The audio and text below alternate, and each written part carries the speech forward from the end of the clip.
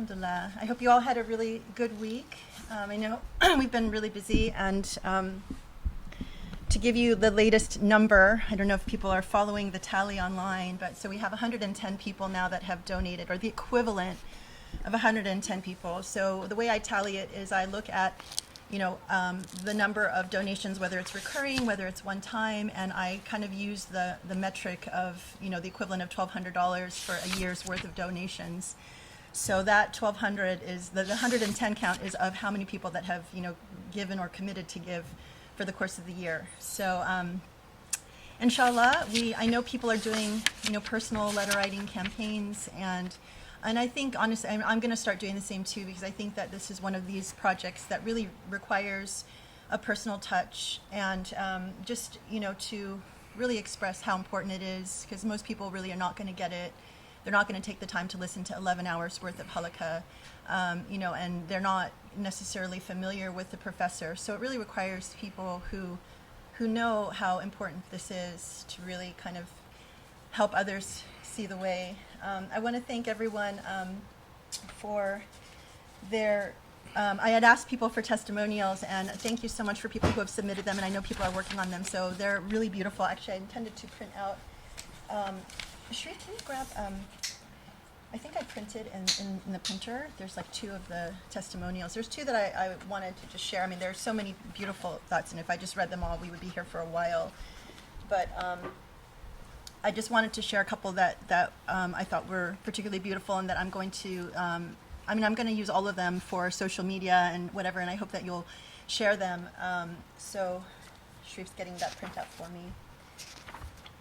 Hang on one second. Oh, thank you. So sorry to embarrass a couple people. I'm going to embarrass Cheyenne and Amira. I don't know if Amira is here. Is Amira here? Okay. So this was really powerful. Cheyenne, I challenge anyone to show me a single modern scholar who has mastered all of the Islamic sciences and multiple social sciences, all whilst exhibiting an unbelievable level of clear, genuine piety, wisdom, integrity, and total dedication to the path of attaining justice. Dr. Al-Fajr is totally unmatched. After spending over 11 hours relaying his recent findings about the Quran, which has been a work in progress for over 30 years, his multidisciplinary achievements and intense spiritual connection with God and the Quran can be described as nothing short of miraculously illuminating. What we stand to gain by supporting him with a grant to continue his research and to teach students will amount to infinite benefit for the Muslim Ummah for generations to come. We cannot afford to lose this opportunity. Please join me in supporting the mining of this groundbreaking knowledge. The future of our children depends on it. That is really powerful and beautiful, and I agree 100% with every single word. Thank you so much, Cheyenne. This one is from Amira. In my humble opinion, this endeavor is of utmost importance as it attempts to reclaim the spiritual essence of light and compassion in the Quran by employing a methodical and intellectual approach. I would call it hermeneutics of beauty, and cannot undermine how crucial that is to our collective world today. So, alhamdulillah, that's absolutely beautiful. And so thank you, Amira. Yes, thank you, Doogie.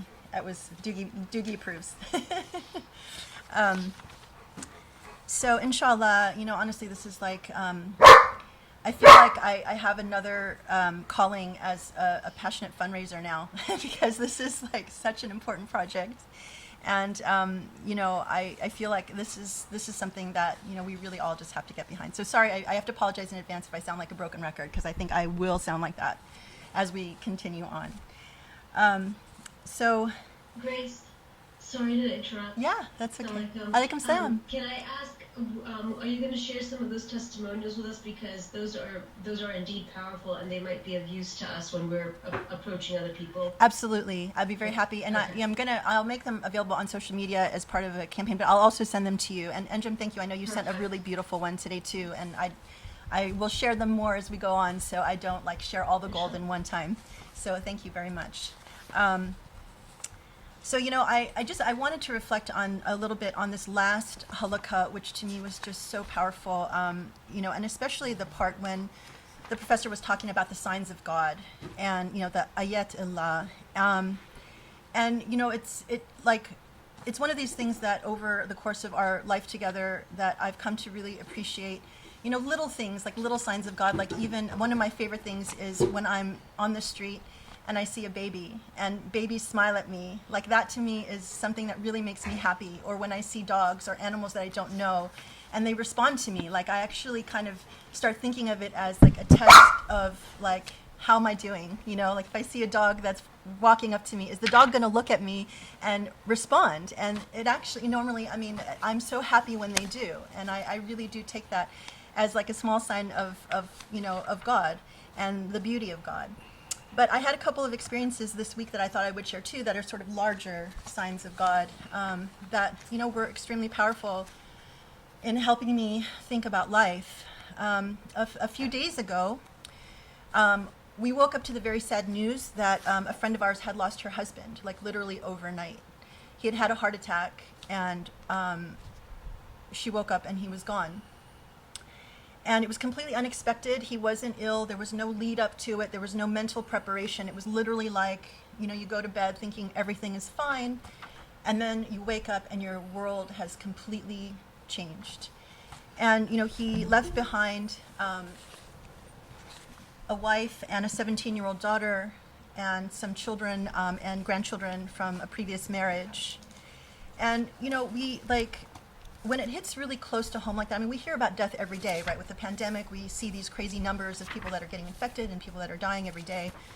But it's moments like these when it's someone that you know, someone that you've spent time with, someone that you care about, where it hits so close to home that this type of reminder is really powerful. And I always believe that every time someone, passes away, it's just a reminder that that's something that we'll all, confront. And for me, it hits home because I start thinking about this will be me.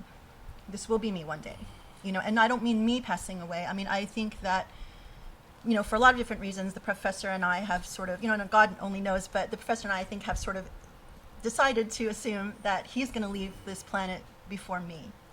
And so, in terms of like my mental preparation, I often think, what is it going to be like when I wake up and it's that day, that's the last day that the professor will be here with us and he's gone. And what am I going to do? And how am I going to feel?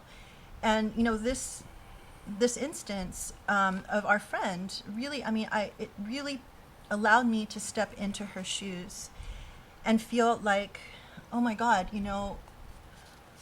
she went to bed doing the typical things. I think about all the little things that I take for granted. When I climb into bed at night, when I am late to come to bed and the professor gets irritated at me because I was selfish that night and decided I wanted to work on something a little bit longer. And, I tell myself, well, okay, tomorrow will be another day.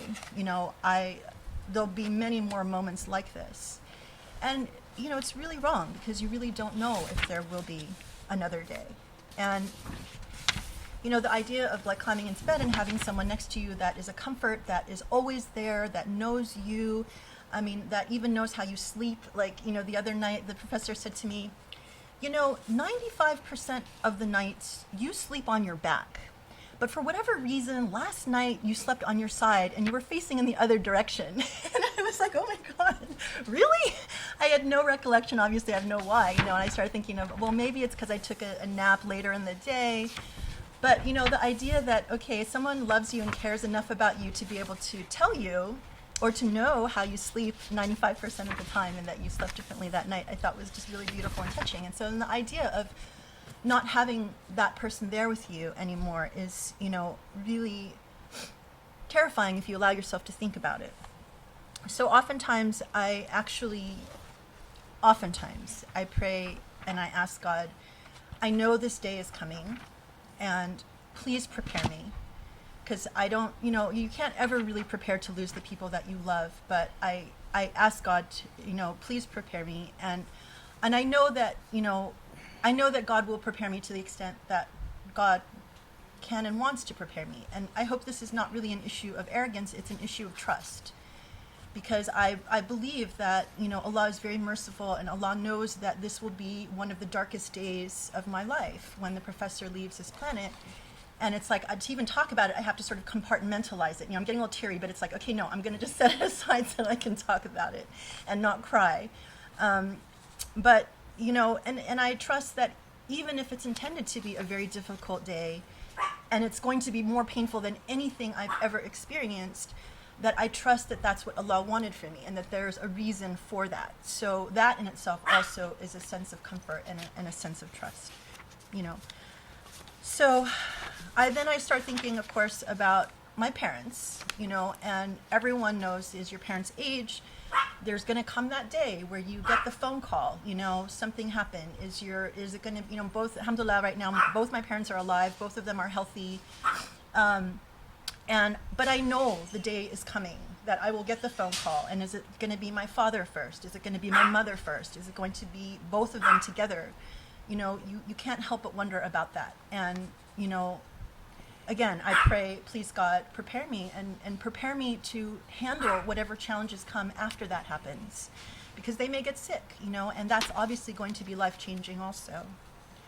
And then I think about my sons and I say, please God, don't test me with them leaving this planet before me, because I can't handle that. And, and I think God knows that that would be really just too difficult on me. But again, it's like sort of just turning to God and just saying, okay, I just pray that you will prepare me. So like coming back to my friend, I think, okay, well, how is she feeling now? It's been a day. It's been a day or two. She's going to bed tonight, and she went to bed last night and he was here, and tonight he's not here. And, they were taking care of the dogs together, and now he's not there. He's not going to be there tomorrow night or any night after that. How does that feel? Then I start thinking about, well, at least I will know that if the professor has left this earth, that he won't be suffering anymore, right? Like now he is in pain pretty much 24/7. He's dealt with health issues the vast majority of our time together. There have been many times where we literally have been at death's doorstep, or at least I thought that he was on death's doorstep. And alhamdulillah, he wasn't at that time. But I imagine like, okay, I'll find comfort in the idea that he's not suffering anymore, that he will probably be greeted by his mother, who he misses tremendously, or, loving family members or friends that he lost in prison, or, any number of people. And I can imagine like the joy on his face and the lightness of his heart, because, right now, literally, he deals with every challenge that confronts Muslims and carries it like the weight of the world. And he'll no longer need to worry about it. There's nothing that he will be able to do, and all that will be left is what he needs to answer to God for on the final day, to me, I know he'll be in a much better place. So that alone comforts me. And I feel like, okay, it's always hardest on those of us who are left behind. Now, when someone leaves, obviously, it's so important to see like what is the legacy that they've left behind. And, subhanAllah, what an incredible legacy, right? If you've been following the professor's work through all of these years, there's so much, and I feel like I have had the greatest blessing to be there for so much of it. Like I've said often, I've read most everything that the professor's written, and I recognize that it's such a huge responsibility. So part of my understanding of this too, I start seeing, this is God's preparation for me. Like I know that if the professor is not here anymore, I have so much of his legacy that I need to make available to others, and that is going to keep me busy from now until the time I leave this planet. And then the pressure comes on, because it's like, holy cow, I know how much there is, and I better get busy because I don't know when I'm going to leave this planet. And, like just to give you sort of an example of things that I will remember, that I know will carry me through. And these are just some of the few nuggets that we all have learned here as we've been going through just even the last 2 halaqas. One is that this life is a test, and the real life is to come. Second, I'm never alone as long as Allah is my partner, and the whole idea and the concept of God as building a partnership with God, that God is with you in every single thing that you do. And certainly we talked about in the halaqas how, God sees everything and knows everything, and that, with Surah Jathiyah, we will be confronted with everything, the film of everything that we've done in our lives. That sort of changes the way you understand that relationship. And from, Surah Al-Hadid, the idea that, okay, you have to be strong like iron, but not like a rock, right? So it's like if you're like an iron and you're under the heat of something as painful and as difficult as losing your life partner, you have to adapt and you have to bend and you have to be strong. You can't crumble like a rock, and that's something that, again, came from this incredible New Quran, project. And that, and that ultimately that we have to trust in the signs of God. And that has, as like a literally constant interaction with God to tell you how you're doing. All of these things came from my learning with the professor, so it's like I recognize how important. I mean, I feel like with the Quran project, it's clear that he's sort of carving the path ahead for all of us, right? He's developed this incredible relationship with the Quran, and he's sharing with us the fruit of all of those hours of prayer and begging and asking God to open up the meaning. And here we are, with our hands open, just receiving. And it's such a blessing. So, again, sorry, I'm going to just say, how can we live without this knowledge? How can we, But so my point is, I think he's like carving the path, and I feel like part of my role is sort of creating a path behind him, because I know how much he's produced. Most people have not, are not aware of how much he's produced, and they don't know how to access it. So that's, part of the reason why I created the Search for Beauty website, which is a repository for a lot of his writing, but there's so much that isn't there, and that's, something that I have to really be careful to finish before I leave this earth, because I believe that God will hold me accountable for knowing all of this knowledge and knowing that it's there and not making it accessible to other people. So, the point being that this is like, it's a flow of information, a flow of knowledge, a flow of sharing.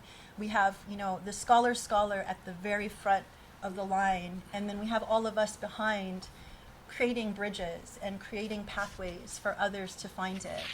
And it's, you're here, like I am speaking to the people on the interactive, you're here and you've been here for the last few sessions because you know what this knowledge is and you know the power that it has to liberate you and all of that. So it's really, I think with every situation like this where someone dies, or I'm reminded of death, or I'm reminded of the shortness of time, I just feel the pressure that we really have to spread this knowledge. Which brings me to my second story about the signs of God that happened to me this week. So last night, I got in contact. I actually was friends with a woman. She was someone that wrote to the professor way back in the early 2000s. And at that time, she was struggling. She was a convert. She converted in 1995. So she and I converted at very much the same time. I converted in 1994. And so at that time, she was having a lot of issues with her her relationship, her husband, with the very Wahhabi conservative view of Islam. And I think that her background was that she had quite, she came from an abusive family, perhaps, or just at least very close-minded. And it turns out that she married someone who was very abusive. And so at that time, we, counseled her, we talked to her, she became my friend, she, lives in Australia, so she's literally like around the world. And then she sort of disappeared from my life.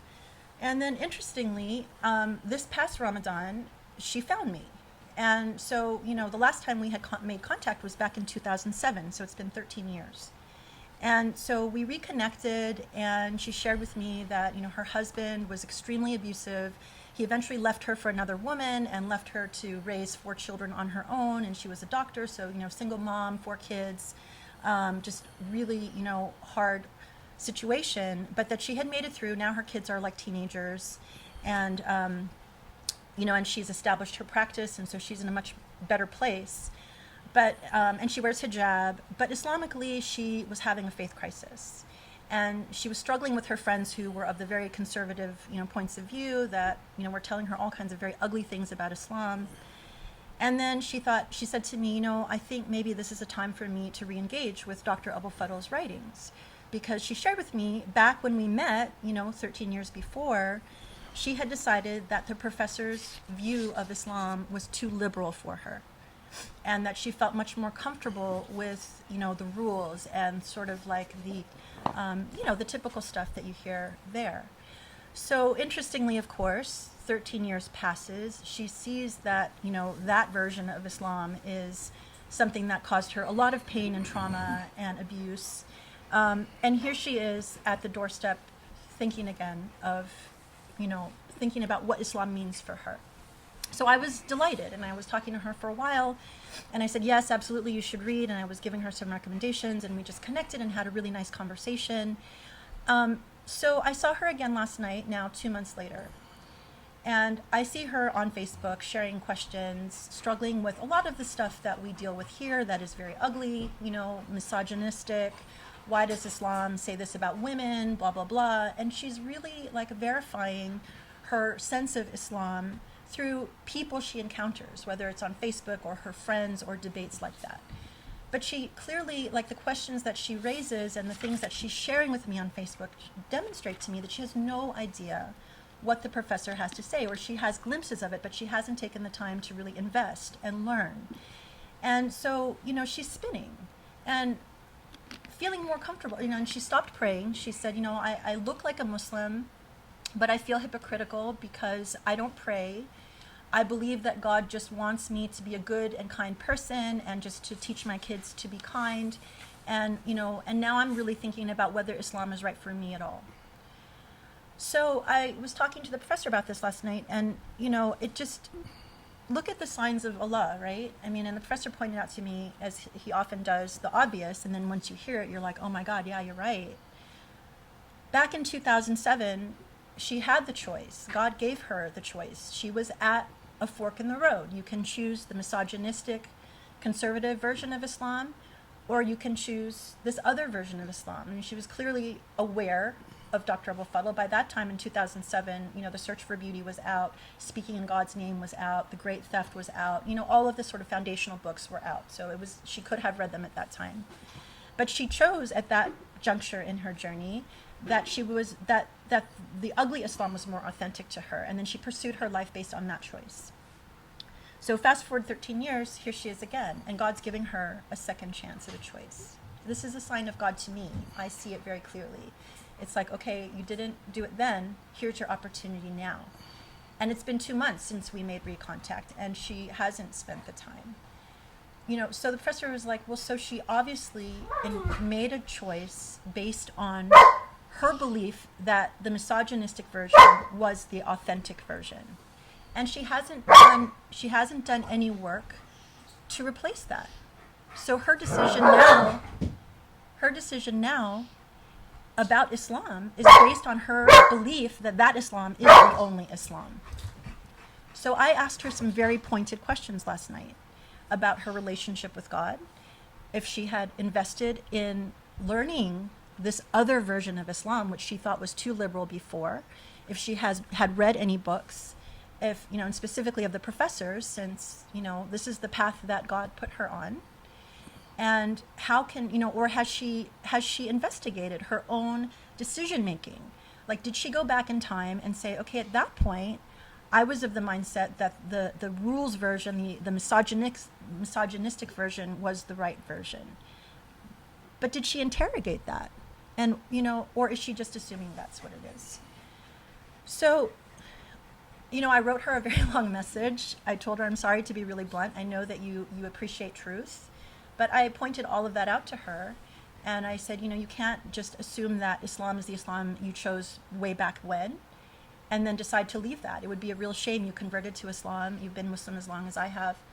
And with every interaction that she and I have had, I've tried to share something that I thought would be meaningful for her, that might open the door, that might make her think. But honestly, nothing replaces the investment of time and the investment of reading and the investment of building that relationship with God. Because when I asked her, well, how is your relationship with God? I see that you spend a lot of time interacting with people on Facebook, and you're asking people for their experiences and their issues with Islam.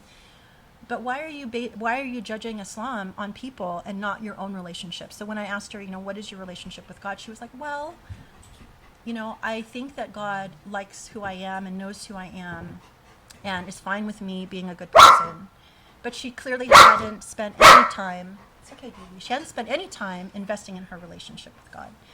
So I told her, this is what we've been doing this whole time that you and I have not been in contact. This is what, I believe this cause is about, is teaching this very beautiful version of Islam that, a scholar who has literally dedicated his entire life to mining, this is the version, not the version of ugliness. And so again, this just underscores to me the importance of this work. And, and I think my frustration, although it's really not about me and I probably don't have a right to be frustrated, but, I see a lot of people that love to get on Facebook, love to ask questions, love to just have conversations, but don't invest the time in really learning. And, and I constantly advocate for starting with reading all of the professor's books. If you believe in the school of thought, then learn it, master it, have it as your filter. It's not about a cult personality, because I think Muslims also have this, thing in the back of their mind that they're afraid of cult personalities and afraid that if they like someone too much, that's somehow going to look bad. But, we have to go beyond that. This has to be about truth, and this has to be trusting in your own ability to discern and have critical thinking skills. And I think that we can't be afraid, there's just too much at stake. We can't be afraid to challenge people. Have you read this? Have you done that? Well, do you think that God's knowledge is just going to open up to you like that with just you asking a question or asking 100 questions without, investing your time? I mean, it really, a lot of times people send me questions that they want the professor to answer, and literally some people drop it as an email. Just the question. No salaam alaikum. Thank you for everything you do. I really appreciate your work. The professor, blah, blah, blah. No niceties. Just the question. And, it's also an issue of manners, right? So a lot of and I won't answer those kinds of questions or those kinds of emails, because it's like, okay, well, they're clearly early in their journey.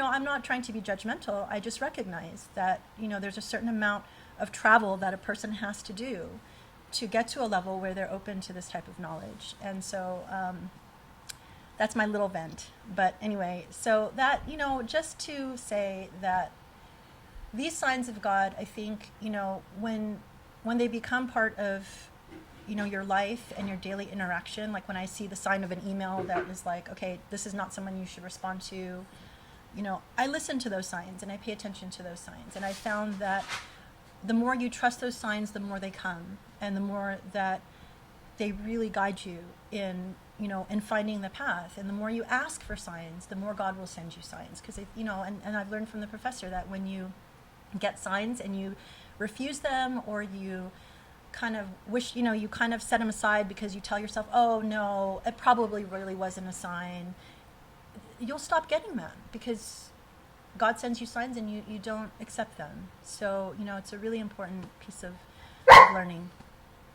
But that's it. So I just wanted to share those stories with you, and just, again, emphasize that the saddest thing for me, I think, when, on the day that the professor leaves this planet and I wake up and I recognize that I'm alone and now I have to get busy with all the things, the biggest regret I will have if we don't make this Quran project happen is that I will not have the blessing of working to preserve the knowledge that he spent a lifetime, building a relationship with God to receive.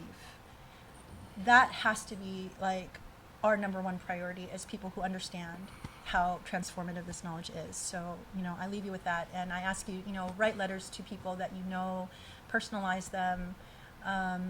Let's, I really believe failure is not an option. We just have to make it happen. So, thank you very much. That's it for me.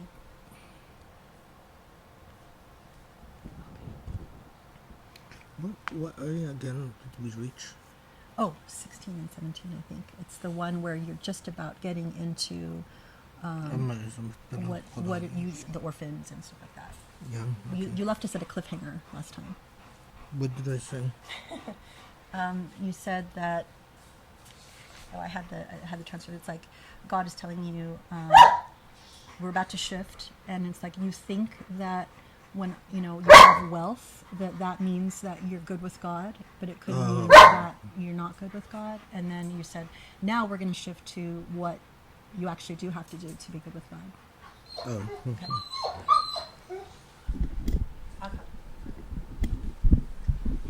السلام عليكم. بسم الله الرحمن الرحيم. اللهم اشرح لي صدري ويسر لي امري واحلل عقدة من لساني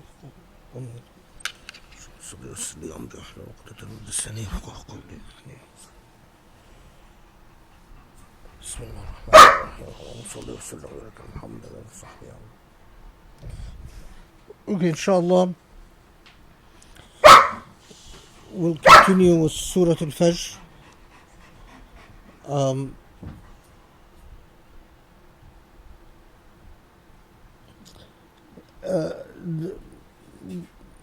Before we do that, the only thing I want to say, just a follow-up thought from what Grace said.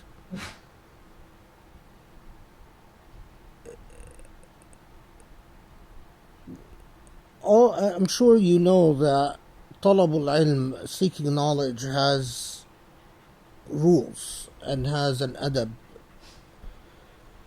But there are certain things that are important to remember always. We all know that it is a major sin.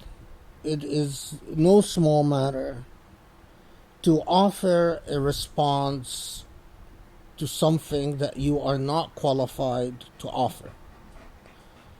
Allah, I mean, it couldn't have been emphasized more, whether in the Quran or in the Sunnah of the Prophet ﷺ,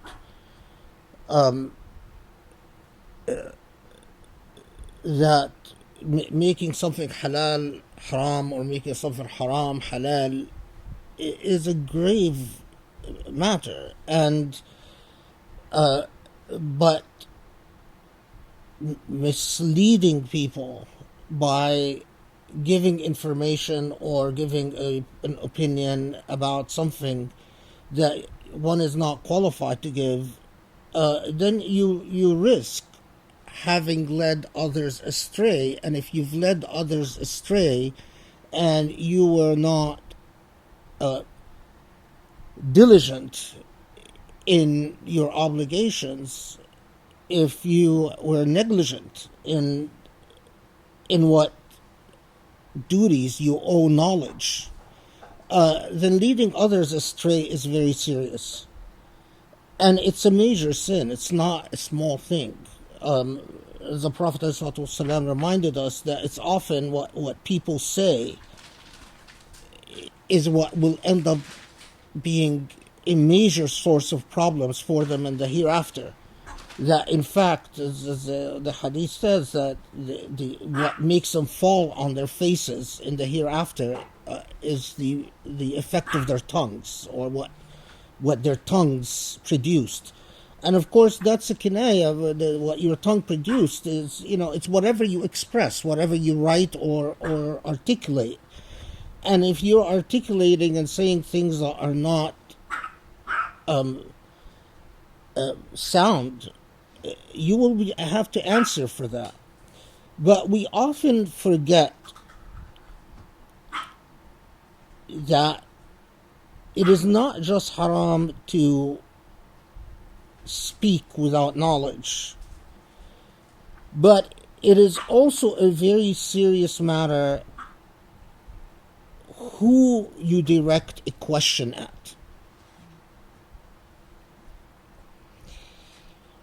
If you pose a question to a person who is not qualified, and by doing so you solicit their misconduct, you are now a participant in the final product. So when you posing a question is a very heavy responsibility. Because we have strayed from Islamic ethics, so much. And we now jump on the net and we just throw out questions and we throw out answers. I wish people understand that in the hereafter, just because it's something that you articulated on Twitter or Instagram or Facebook or whatever, it doesn't mean that somehow you get a pass. In the same way that if you articulated a response that you have not performed your due diligence in generating that response, if you have articulated a question and directed the question at people who are not qualified, you are complicit in the defective and sometimes fraudulent project that has led people astray. Again, because I just, people don't think of that. Who you direct a question at is as serious a responsibility as what questions you choose to respond to, or what you say in response to a question. If you direct a question at someone, you have to be satisfied that this person is actually qualified to give you a response and to give others a response.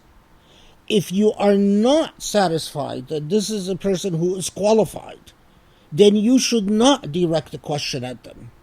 You should not be a participant in an enterprise that leads to wrongful knowledge, or to misleading knowledge, or to fraudulent knowledge, or to a fraudulent process. Al-kalima, the word is a very heavy responsibility. Remember that the Quran is a kalima, is a word. The word is a very heavy responsibility.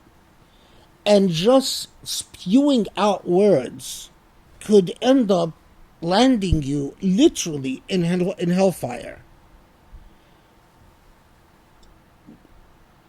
Remember also that Allah reminds us repeatedly of those who gharrathumul amani, those whose relationship with Allah is one based on the assumption, the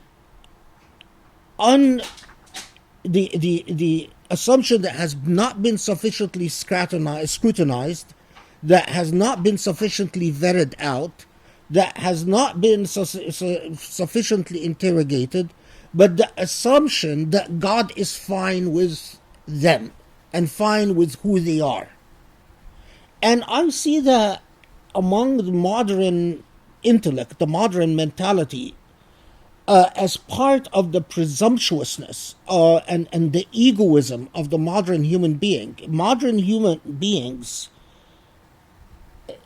while in pre-modernity there were cultural morals that emphasized duties.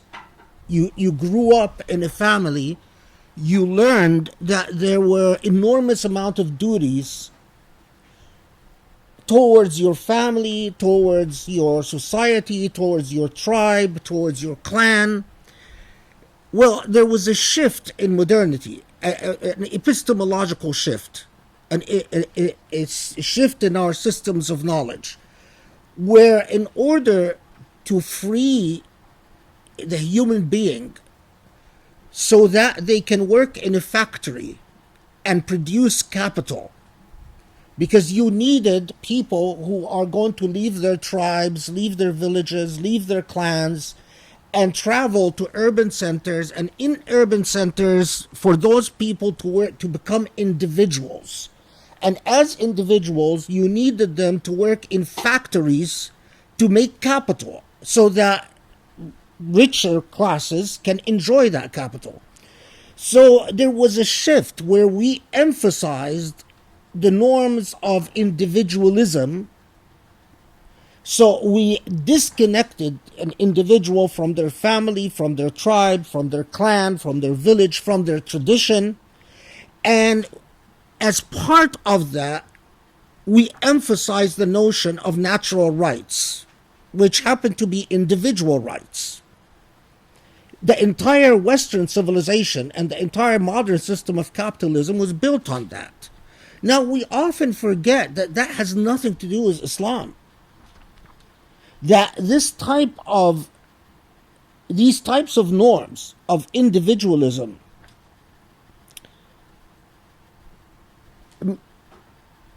make you inflate your ego, but inflate it artificially.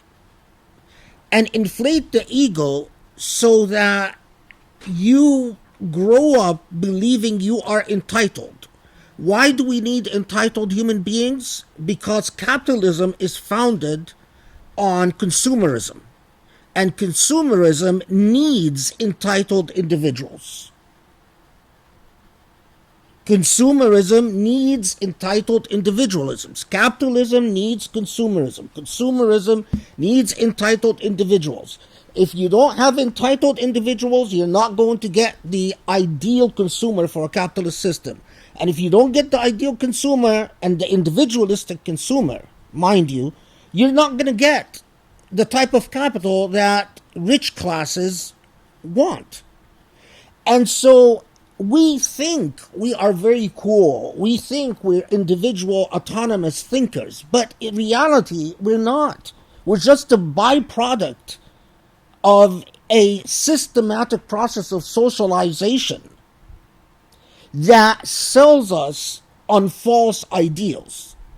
You as an individual, you are entitled, you take things for granted, but the part that concerns me the most is that you take not just your family for granted, not just your people for granted, not just your community for granted, and you also take your tradition for granted, but you also take your God for granted.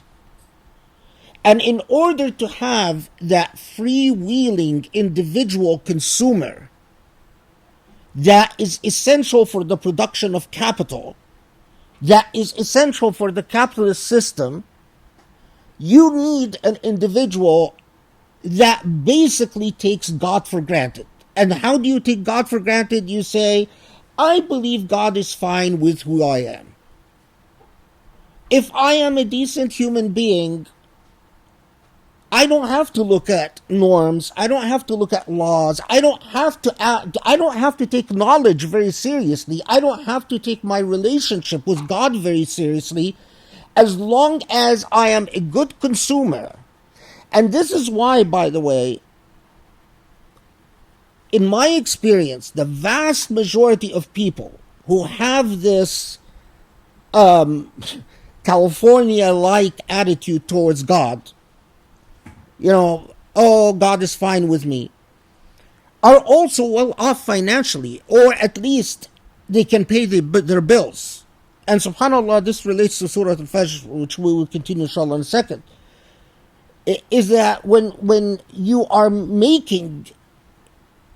you're paying your bills, you're making good income basically, then you tend to slip into the capitalist frame of mind of, as long as I'm paying my bills, oh, I'm a good human being. Look, I pay my mortgage, I pay my rent, I pay my kids' bills, I don't hurt anyone, I obey the laws of the state, I stop at a red light, I give way when a passing car, I don't run over people who are crossing the street. I'm a good person.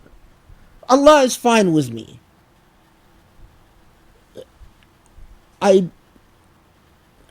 One of the first things I teach my students, graduate students, posing a question is a very heavy responsibility.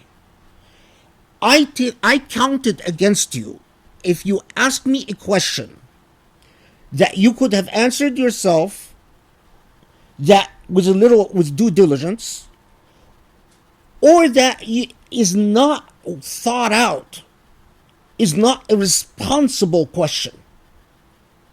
When you go on the net, when you go on the social media, you pose questions, you are soliciting conduct. It's like when you solicit criminal conduct. You are soliciting behavior. If you solicit wrongful behavior by empowering those who are not competent to spew their knowledge, there's a responsibility. Take it seriously before in the final day Allah says you played a part in this. What do you have to say for yourself? And it's like you observe it all the time with so many people, and you feel very sad because that's a far more serious issue than a lot of the things that we actually seem to care about. A lot of the little legal technicalities, because that's a moral issue. That's the setting the morals of an entire society, an entire culture, an entire civilization. That's, in Islamic terms, that has to do with miras al-ard, how we actually become the khulafa fil ard, the khalifas of this ard, the inheritors of this earth. And what type of morals do we establish on the earth that we inherit? It's remarkable. It's remarkable. I don't know the type of demonic insanity that social media has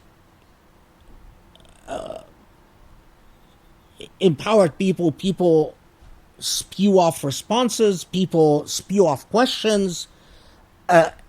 And just consider one minor thing, the part where I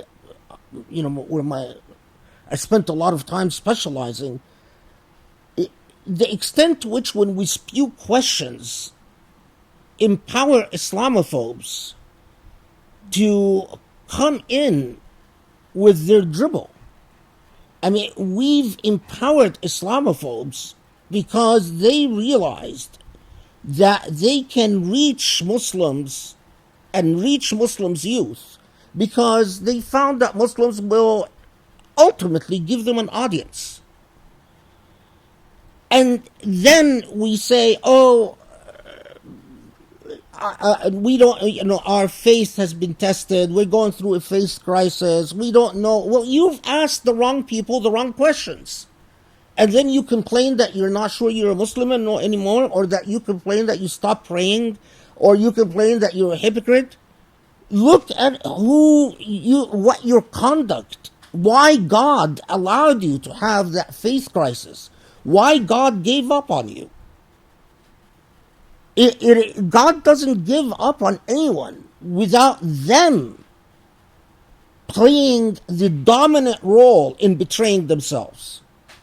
If you ask the wrong people the wrong questions, then you complain that God has abandoned me and I don't feel God anymore and I stop praying and I don't know if I'm wearing the hijab authentically and I don't know this and I don't know that. It's your fault. Look at your own responsibility. If you would have said, I will not solicit knowledge from those that I am not sure about their piety, their modesty is critical. Because there are a lot of people, if they have a lot of knowledge or they have a lot of data, but they're arrogant and they're ignorant. To ask, it's a contradiction in terms. There is no person who is arrogant and knowledgeable. If you are arrogant, then you're ignorant. You could have a lot of data. You could master a lot of data. You could have the Quran memorized. You could know all the tafsir. You could have all the stylistic and grammatical issues memorized. But if you don't have modesty, you're ignorant. So when you ask a question of someone, one of the essential and basic questions, am I asking a modest human being, a truthful human being, because a modest human being is also a truthful human being, or am I asking a liar because they're arrogant? If you're arrogant, then you're a liar and you're ignorant. I know that I will go to my grave preaching this, but you need to warn people because they will be held responsible. They will confront Allah with these very tough questions. Not only what did you say in response to questions, but what questions did you ask and who did you direct your questions at?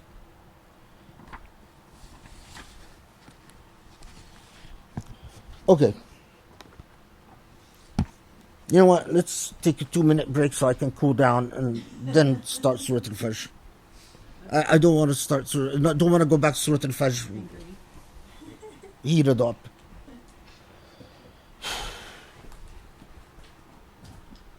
I have that effect. Yeah, actually, you do that to me.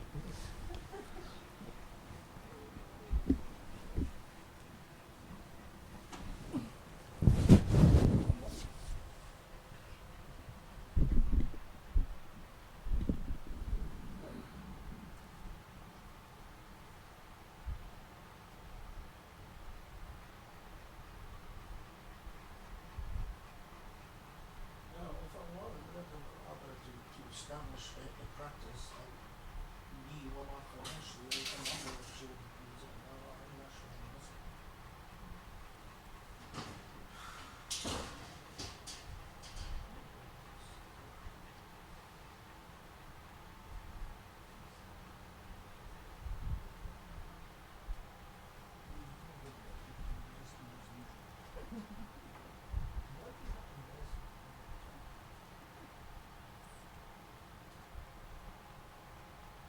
Punching bag.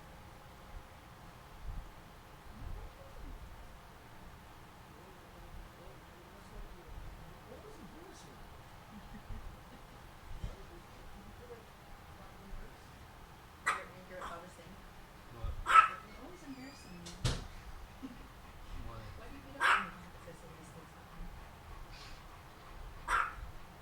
You guys already finished? No, we're just taking a break. GP is really testing me today. He just wants to know. Well, I tried giving it to him. You wouldn't mind what I guess. And then he like started listening to me, and then at a certain point he was like, "Nope, I'm done listening to you."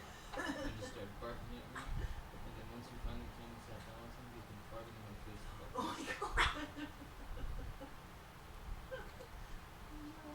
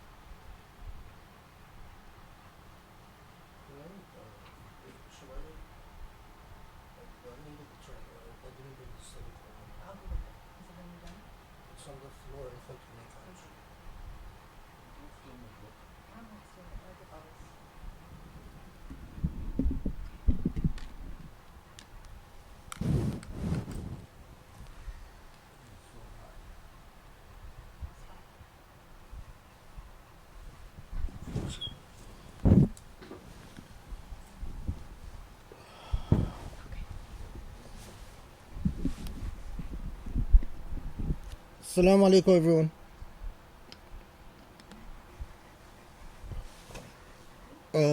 We have several blank screens. Shall I wait or?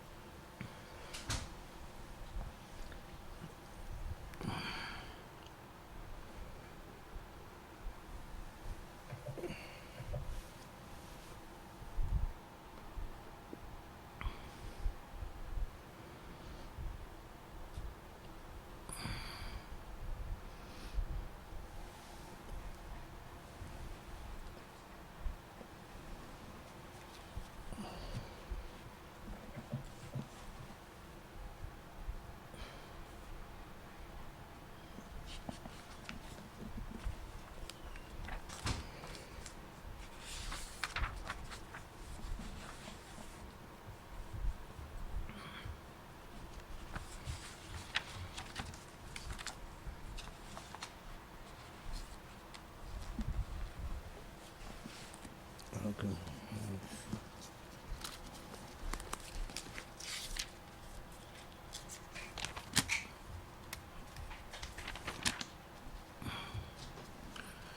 Okay, Bismillah ar-Rahman ar-Rahim.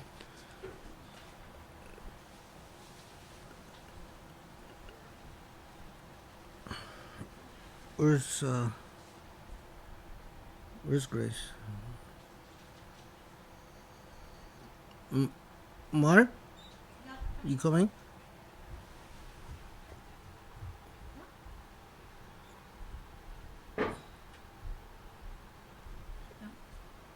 Yeah. Okay, Bismillah ar-Rahman ar-Rahim.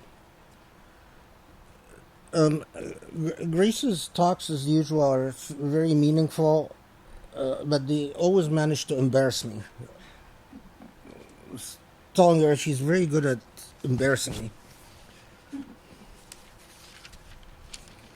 We always say that one of her major jobs in our life is to help me attain higher levels of heaven, inshallah, through trials and tribulations. If your full-time job. if your spouse doesn't make you suffer, then they're not doing their job. Mashallah. My word of advice is always make sure your spouse makes you suffer. It's a 24/7 job. Okay. So as you know, these are we'll call them the classic or traditional halaqas, where I do not methodologically approach the Quran in the way you saw me in the other halaqas. For the newcomers at least, because I leave out my own engagement with the surah, and my own asfar, my own journeys, but rather I focus on what the tradition says about the surah, and you'll see that in the way that the surah are approached. We started Surah Al-Fajr, and we talked about the meaning of the surah starting with Al-Fajr, and we talked about the various meanings about Walayal Ashr, and we talked about the debates about Ash-Shafa wal-Watr and وَاللَّيْلِ إِذَا يَسْرِ, and the contrast between Al-Fajr وَاللَّيْلِ إِذَا يَسْرِ, which is a common theme in the Quranic style, where there's a symbol for light and enlightenment, and also contrasted to a symbol with the absence of light, and the way that darkness, ignorance, spreads, proceeds, extends, flows, and so on. And so we've covered all of that. And then we've talked about Ad al-Ula, the first Ad, and the various debates about the meaning of Iram, and why the reference to Iram Dhat al-Imad, the various discourses on what Imad means, whether Ad was especially large in stature, meaning physically. They're reported to have been, they're sometimes what they're referred to as ancient giants. Whether that's true or not is beside the point. I mean, they could have been just tall people. Or, more likely, the style of their civilization, which, as we know in common ancient civilizations, pillars carried a great deal of symbolism, and building pillars. Pillars were not functional. You didn't have pillars just to put a roof on top of them, but pillars had numerous symbolic meanings, and we know, for instance, that a lot of times you build a pillar and then you engrave the pillar with an entire script. Pillars functioned as a text, and a text for the conveying of history, the stories of that civilization, or the aspirations of that civilization, or the system of belief of that civilization. Pillars played a variety of functions in ancient civilizations. They were not a functional, utilistic instrumentality as they are among modern human beings. You know, we don't build pillars just to write things on them. But anyway, so there are, as we've gone through numerous discourses about the reference to Ad being the people of pillars, whether it was the way they built their homes or the way that they expressed themselves by and so on. And then we also talked about Qawm Thamud and the reference to the rocks and the valley. The most important thing to underscore here, in my view, is that while there are, again, a considerable amount of discourses about what rocks in the valley means. Did they just carve rocks from mountains and use them to build things, which required an advanced technology in ancient civilizations, or they actually built habitats inside of mountains, or carved mountains to create mausoleums, or to create burial places, or to create homes, or to create temples. So all of that, but it's an indication of the strength that Thamud enjoyed. Then we talked about the people who are often referred to in the Quran as a symbol of oppression and despotism.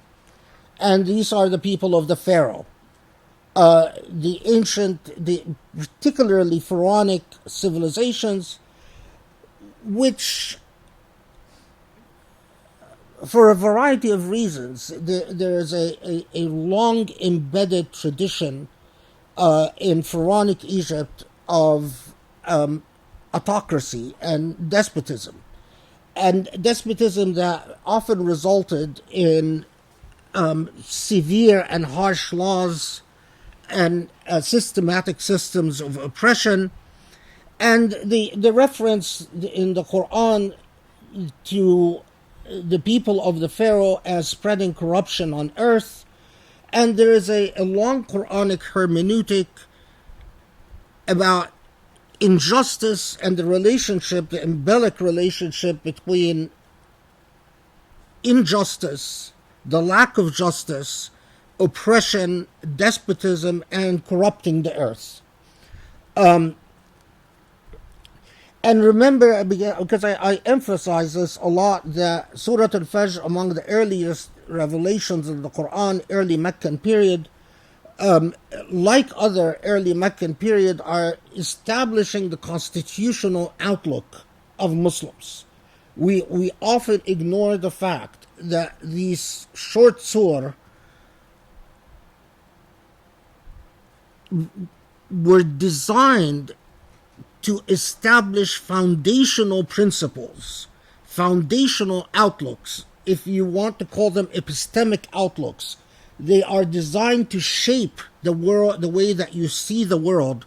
So instead of admiring, as the ancient Arabs, pre-Islamic Arabs would do, instead of admiring Qawm Samud, instead of admiring Qawm Ad, instead of admiring the power of the Pharaoh, the Quran was shifting your outlook to actually saying, these are not people worthy of admiration, because also advanced technologically and also advanced organizationally, they were unjust people. They were oppressive people. So, in fact, they're not worthy of admiration, quite the opposite. And then the message directed to Meccans, and the message directed to the Prophet Muhammad ﷺ, and the message then by extension directed to all people that will come after the Prophet ﷺ, that although these civilizations prospered, rose to great heights, they forget that there is a God, and that this God observes all, evaluates all, and ultimately responds to injustice by allowing people to suffer the consequences of that injustice with God's mercy, which is, God's mercy is always there. So as the Quran tells us, if God would allow people to suffer the consequences of their actions, life on this earth would have been destroyed a long time ago. So God's mercy is always there, mitigating and modifying. However, Inna Rabbaka labil mirsad, and we talked about that ultimately the consequences of injustice are destruction. And of course, the Meccans are being warned about this. The Meccans don't know what will come in the future. They don't know that, in fact, they will not be destroyed like Qawm Ad or Thamud or the pharaohs. But at the time that Surah Al-Balad is revealed, or Surah Al-Fajr is revealed, it is warning them that their fate could be like these past civilizations, which were more technologically advanced and more sophisticated than Quraysh itself, the people of the Prophet ﷺ. Okay. Then we got into a further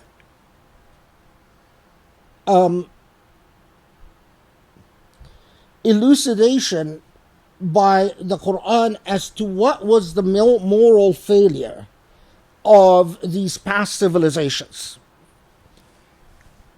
And here is where the lesson becomes not just a comment to the Meccans or the Qurayshis, but as often the Quran does, it uses history to tell us something about all future civilizations. What was a significant part of that moral failure? The moral failure that, as for human beings,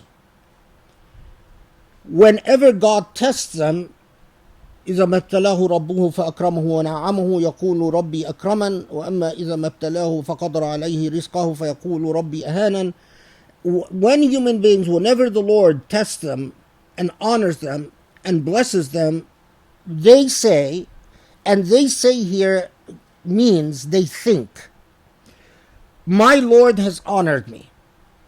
And whenever the Lord tries human beings and imposes hardship on them, they say, the Lord has abased me. So what is the issue here? The issue is that for these civilizations, as happens often with all civilizations, they equated between material prosperity and their status with God. So when God allowed them to prosper, they thought that I am being honored by God because I deserve it.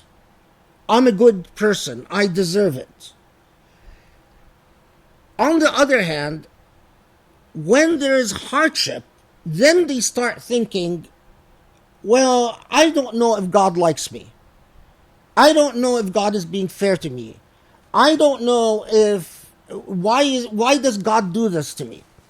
So, and here, this is where the lesson, and the reason the Quran shifts to Ammal Insan, and all human beings, it's transitioning from the historical discourse to an ongoing lesson. Material wealth, as ibtalahu rabbuhu, Allah could test you with riches, as could Allah test you with hardship. And in fact, the test of success, when you are being tested with success, it's actually much harder, because the temptation that human beings suffer from is whenever Allah gives them bounties, whenever Allah provides them with material wealth, they assume that they deserve it, that they are entitled to it, that they are superior, that they are better human beings. And we saw this. I mean, we see this in rather painful ways. If you've ever lived in the Arab Gulf countries, in Saudi Arabia or Kuwait or the Emirat or Bahrain and so on, you are struck by the racism of the citizens of these countries. And when I say racism, I mean that just because Allah gave them material wealth, Kuwaitis, Saudis, Emiratis, I'm sure exceptions, but I mean this is the experience that I've had, will think of themselves as better than Egyptians, Palestinians, Pakistanis, Indians, Sri Lankans, Bangladeshis. They think of themselves as superior human beings. Why? Because of material wealth. And that's a serious problem. And that's part of corrupting the earth. And that's part of what will earn you, Allah, inna Allah bil mirsad, will earn you God's doom.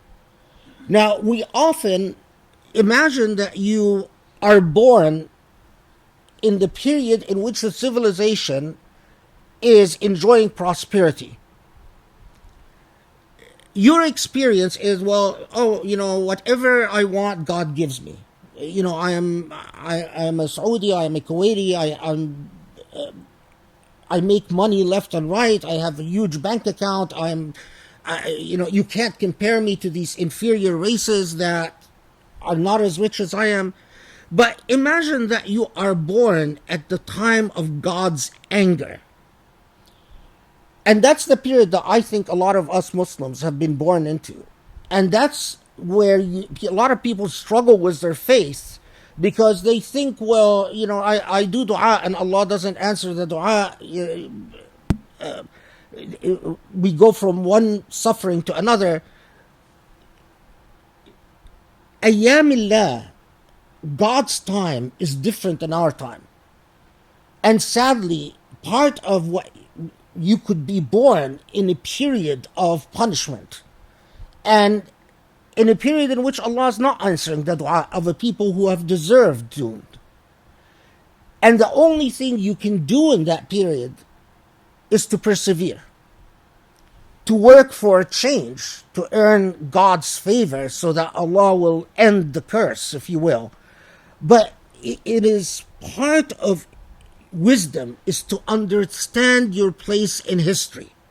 The Quran doesn't tell us stories of past nations to entertain us.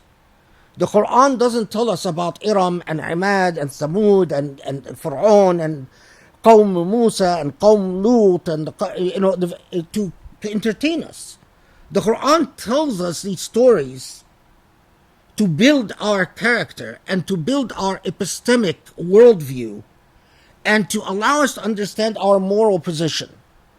And part of that is to reflect upon your position in history and whether you are born in an ascending curve or a descending curve.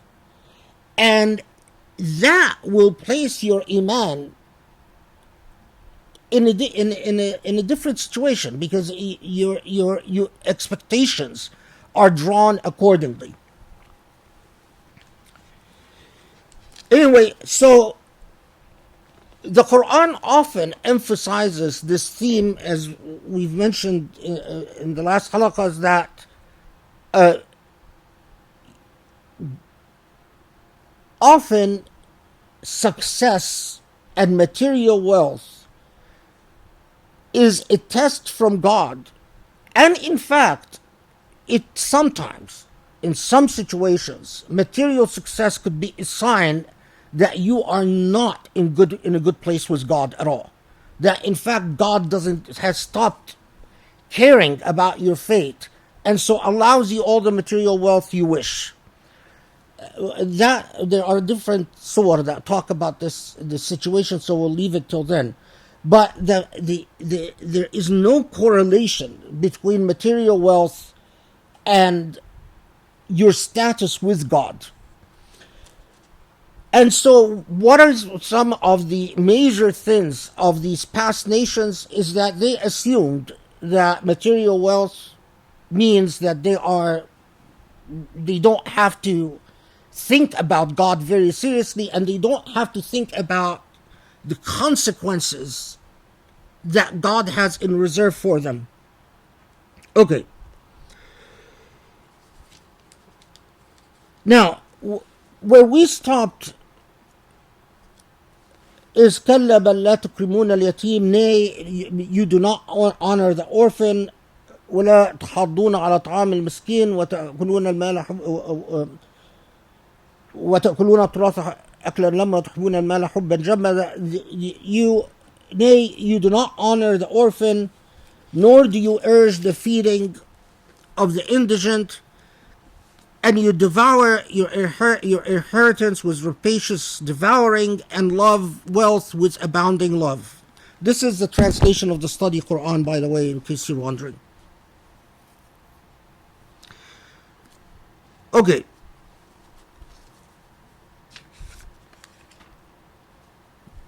You notice the shift in the Quranic style from first a reference to history, then a transition commentary that sort of takes you from history to the present and the future, and then a shift in style to commenting about some of the major human psychological failures. Failures that allow us to understand why these past civilizations were doomed, why material wealth is not an indication of your status with the Lord, and what are these major human failures. And it is very important here that we pay attention to each of them. And I'll tell you some of the major interesting discourses about these. Anyway,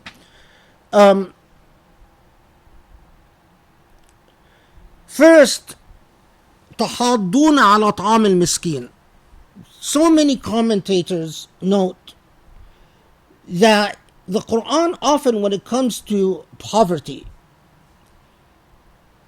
it doesn't just emphasize the feeding of the poor, but introduces an active form. Tahadduna literally means you urge one another. Now, so what is the social expectation here? The social expectation is that the civilization that was created, the society, the community, has a public norm or a public morality that considers it an obligation to take care of the poor. Tahadduna, you urge one another. So it is not enough that the rich, out of a feeling of charity, give to the poor, but you literally build your social norms where society feels that the poor is the responsibility of society. So whether Ad, Thamud, Qawm Fir'aun, or any other society for that matter, the issue is not how much you give to the poor at this point or that point. The issue is whether that the norms, the social norms that have been established in that society, considers it an obligation to take care of the poor or not. So when you go to certain countries, as you know, I'm from Egypt, and you go to a country like Egypt and you see some people driving a Mercedes, very expensive cars, and then you see street children in the thousands, if not hundreds of thousands or millions.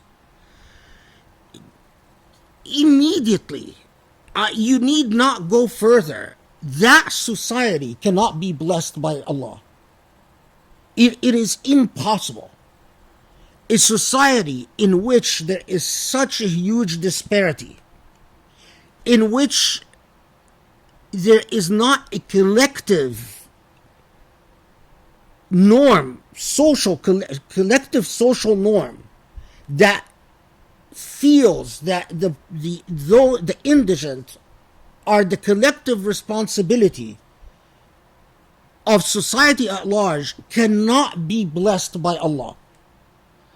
When people do dua in countries where you have such a huge disparity in wealth, they say, Ya Allah, unsur, Allah give victory to our armies. Allah give aman to our society, give peace and security to our society. Allah protect our people, Allah protect our nation. If in that society some people are driving Mercedes-Benz and other people are living in the streets homeless or in shanty towns, you need not go any further. It is within Islamic theology, it is an impossibility that Allah will answer these prayers. And if we had lived with the norms and morality of the Quran, we would understand that this society is closer to Qawm Fir'aun and Qawm Thamud and Qawm Ad than it is to any other society. I emphasize this because it is not just an individual matter, it is a social, collective, moral issue. If you are in a society in which you hear people say, well, what do you want us to do? I give what I can. Or, well, the poor are lazy. Or, well, why don't they go find jobs? Or, you have servant khaddamat, as you have servant girls in countries like Egypt. The servant girls come from villages, from very poor families, and they're not treated well. They're treated like slaves. And then you raise your hands in dua to Allah, you're not going to be answered. Inna Allah la bil mirsad. That is an unjust situation. And Allah does not answer the prayers of the unjust. And the fact that your family happens to be among the rich is no indication that Allah is pleased with you. In the same way that you happen to have been born in a poor family, in an indigent family, in a homeless family, in a family that lives in a shanty town, is no indication that Allah is angry with you. In fact, you could be far closer to Allah than the rich.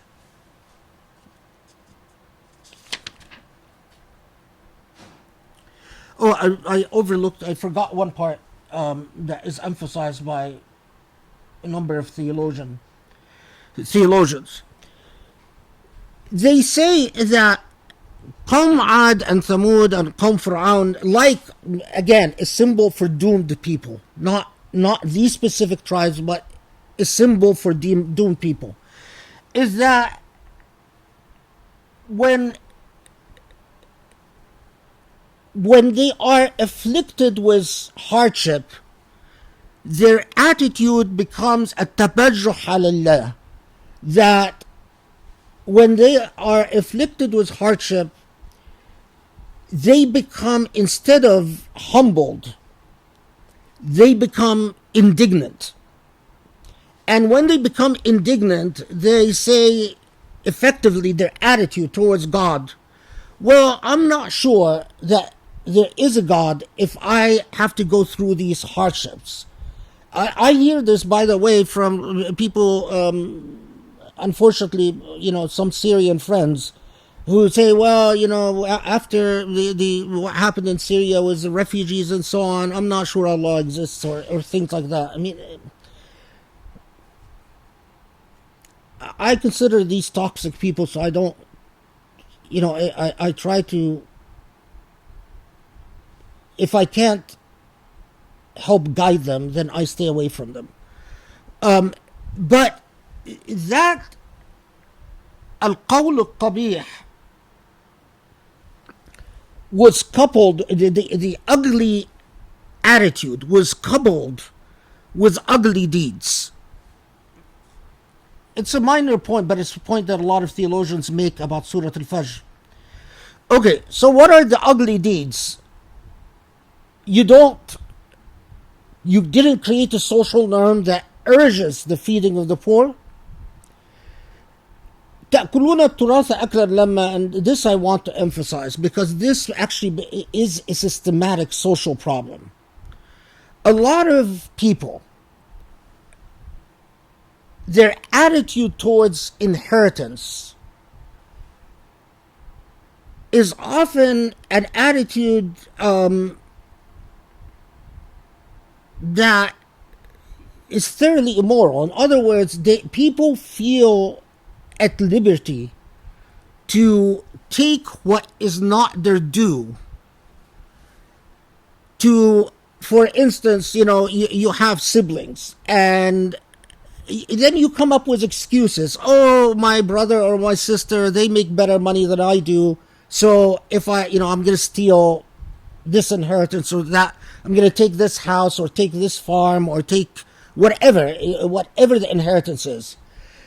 The issue of inheritance is emphasized on justice and fairness inheritance. Meticulous piety with inheritance is one of those things that is emphasized in the Quranic ethics and Quranic morality, underscored time and time again. Whenever you see a people who pounce on inheritance, who deny each other their rightful inheritance, whether they're siblings, whether they're parents, whether they're from children to parents or parents to children, whether they're cousins, and especially, of course, if that inheritance belongs to orphans, but even if it doesn't belong to inheritance, تأكلون التراث أكلا لما, that among these moral failures is that you steal each other's inheritance. Sadly, I've known a lot of people in my life, some of them are even family, whose attitude when it comes to inheritance is disgusting. If they get an opportunity to steal an apartment, they do. If they get an opportunity to steal furniture, they do. If they get an opportunity to steal some money in the bank or stocks, they do. If they knew, as the Prophet ﷺ said, that every piece of inheritance you take that is not your due is a piece of hellfire, this is a major sin. Whatever you do in your life, be meticulous about what inheritance you take possession of.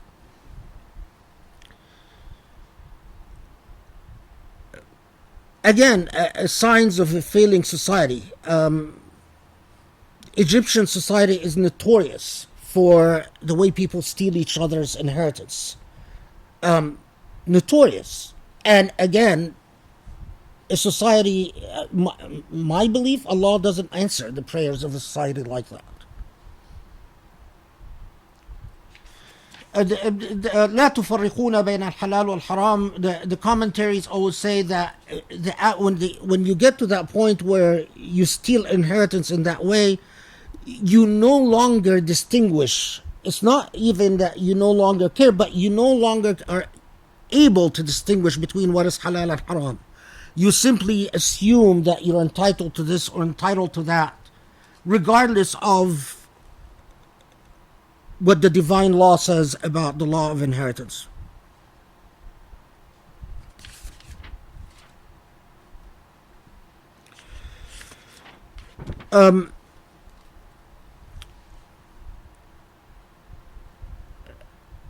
Among there was a poet, sort of a troublemaking poet, but his poetry I like. His name is Ahmad ibn Rawandi.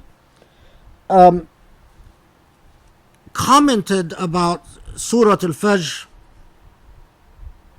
I'm just going to recite the poetry in Arabic and then sort of translate it. About Surat Al-Fajr and its that particular part. فأما الإنسان إذا ما ابتلاه ربه فأكرمه فنعمه فيقول ربي أكرمن وأما إذا ما ابتلاه فقدر عليه رزقه فيقول ربي أهانن كلا بل لا تكرمون اليتيم ولا تحاضون على طعام المسكين ولا تأكلون التراث أكلا لما وتحبون المال حبا جما. So it says كم عاقل عاقل أعيت مذاهبه وجاهل جاهل تلقاه مرزوقا هذا الذي ترك الأفهام حائرة وصير العالم النحرير زنديقا. What he's saying is that if we want to be frank about it, the fact that people become confused about the dynamic between material wealth and whether God loves them or cares about them or is happy with them or not, if we want to be honest about it, in fact, this test, this challenge, صير العالم النحرير زنديقا, has made so many scholars effectively a zindiq. A zindiq is like a hypocrite who has become very sinful. In other words, even scholars become deceived, so that scholars, for instance, who find themselves in a good place with people of wealth and power, and as a result they're making good money, they tend to assume that they are fine with Allah and to take liberties with Allah's ethics and Allah's morality and become corrupt. While a lot of scholars, because of the type of hardship they go through in life and the challenges and the difficulties that they go through in life, their faith become tested. And whether they admit it or not, they often start doubting whether in fact Allah cares about them. And so Ahmad ibn Rawandi is sort of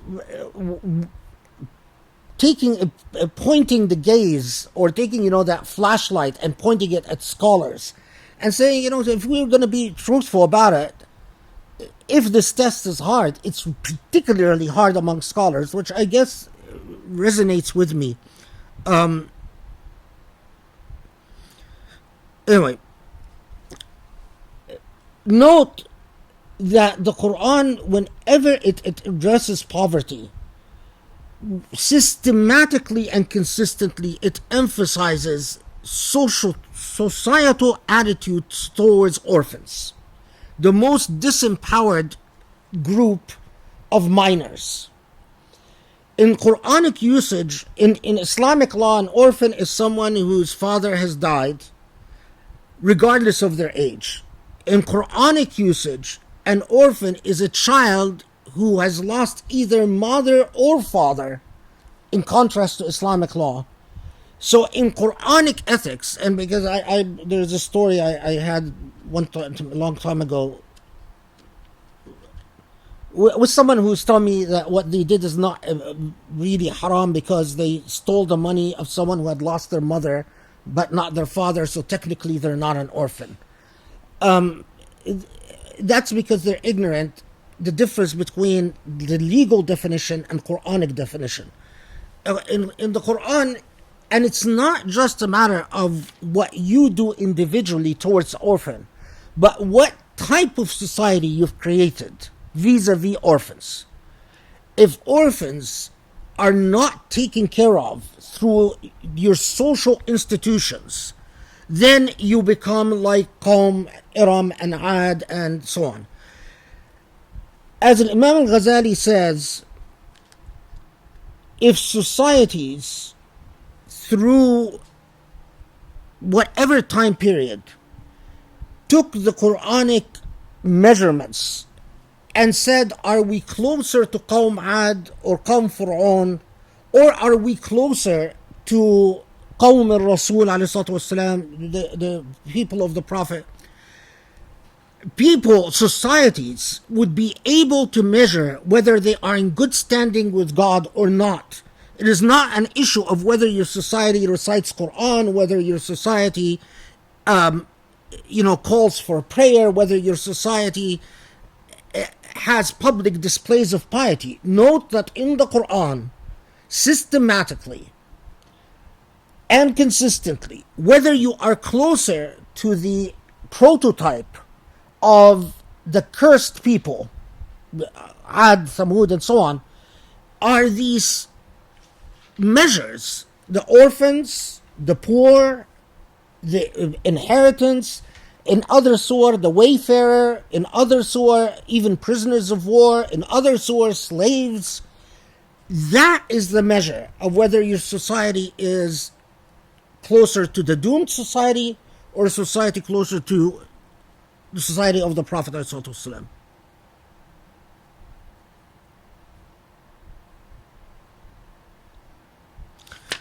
Okay, some people said that Surah Al-Fajr,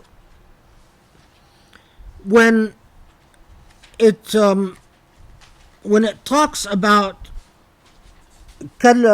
that you don't honor the orphan and you don't take care of the poor, and that you steal inheritance, or you eat up inheritance, you devour inheritance without conscience, that Surah Al-Fajr, it was occasioned by an event that took place in Mecca, where the tribes of Bani Tamim and Fazara, when they visited with the Prophet ﷺ, and Bani Tamim and Fazara, or representative from Bani Tamim and Fazara, told the Prophet ﷺ, we are willing to sit and listen to you, or listen to what you have to say about your prophecy, however, on the condition that you stop hanging around with poor people. What they meant were people like Bilal, former slaves and indigent people and orphans. In other words, what turns us off about you, Muhammad, what's a turn off for us about you, Muhammad, is that you're surrounded by poor people. And we are the honorable people of Bani Tamim and Fazara. We would be perhaps open to your message if it wasn't so embarrassing because you hang around poor people all the time. Some commentators said that Surah Al-Fajr was partly in response to this by basically condemning the conduct of Bani Tamim and Fazara and reminding because the Prophet then ﷺ responds to Bani Tamim and Fazara and says that there is no way that he is going to disassociate himself from the indigent and the powerless in Mecca. Whether that in fact is one of the occasions for revelation in Surah Al-Fajr, I tend to doubt that, because there are several surah that have been reported to have been occasioned by that incident. While I do think that the historical event of Wafd, the delegation that was sent by Bani Tamim and Fazara, and what they told the Prophet and what the Prophet ﷺ told them is historic. In other words, I do believe it happened. But I don't know that Surah Al-Fajr was revealed to address that particularity.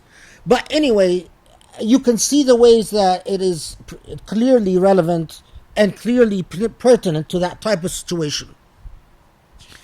And it goes back again to what type of social structure you create. To create a social dynamic in which the poor are looked down upon, are considered an embarrassment, where the rich feel entitled, feel superior, or do you create a society that's more egalitarian? That, again, is an indication. It's like a barometer. Are you closer to that model or to this model?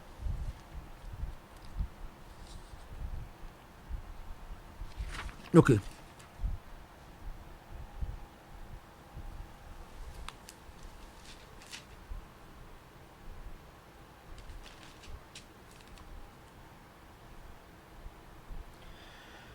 Okay. Then the Quran shifts. Again, this is classic of the style, of the Quranic style. History, a moral lesson that applies to the historical example, then deriving from the historical example a universal moral lesson that applies in perpetuity, and then the consequences, the results of what happens if you fail the moral standards set out by the Quran. So, كلا إذا دكت الأرض دكا دكا, when the earth is ground up or grinding upon grinding, I think that's a good translation, and your Lord comes with the angels row upon row, وجاء ربك والملك صفا صفا, and hell is brought forth that day. That day man will remember, yet hence will the remembrance avail them. وجيء يومئذ بجهنم يومئذ يتذكر الإنسان وأنى له الذكرى يقول يا ليتني قدمت لحياتي, and then it goes on from there. Okay, so let's pause here. Most of the Quranic discourses in that very powerful imagery, وجاء ربك والملك صفا صفا وجيء يومئذ بجهنم, is, why does it say وجاء ربك and your Lord will come and the angels row upon row? And why does it say وجيء يومئذ بجهنم, that hellfire will be brought forth?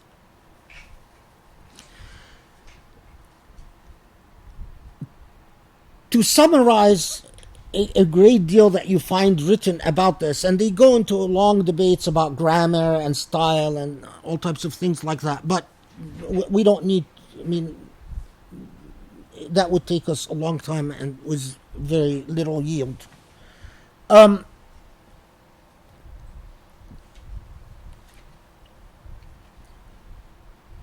When it says وَجَاءَ رَبُّكَ وَجِيءَ بِجَهَنَّمْ, is that a literal reference? Will hell be actually brought forth, or is this symbolic reference? There is hadith that convey the comment on Surah Al-Fajr with some powerful imagery, if you will.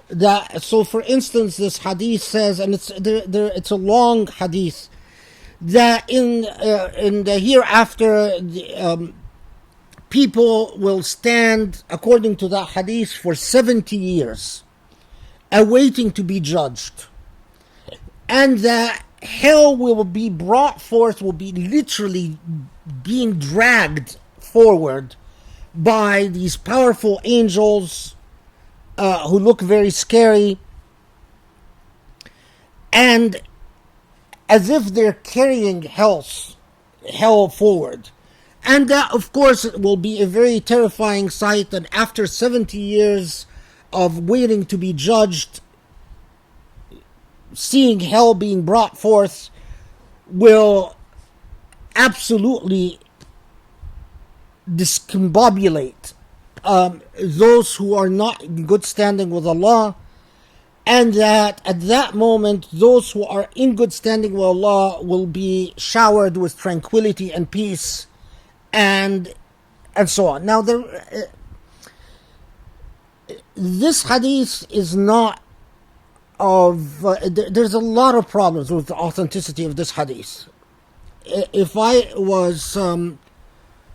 If you look at many of the Wahhabi scholars, commentators, especially from Saudi, they go at great lengths on this hadith. They take it very literally, very seriously, and there are undeniable problems with the isnad of this hadith, with the transmission of this hadith. Allahu Alam, only Allah knows best, but it is my belief that the Prophet ﷺ didn't actually say this hadith.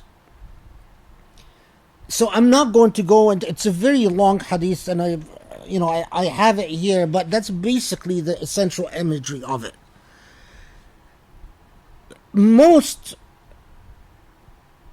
Usulis, Al-Maturidi, for instance, in his Tafsir, as well as Al-Amidi, as well as Al-Razi, who have rejected the authenticity of this hadith and don't rely on it. You'll find the hadith cited in Ibn Kathir and Al-Tabari without necessarily saying anything about whether it's authentic or not. They just reproduce it.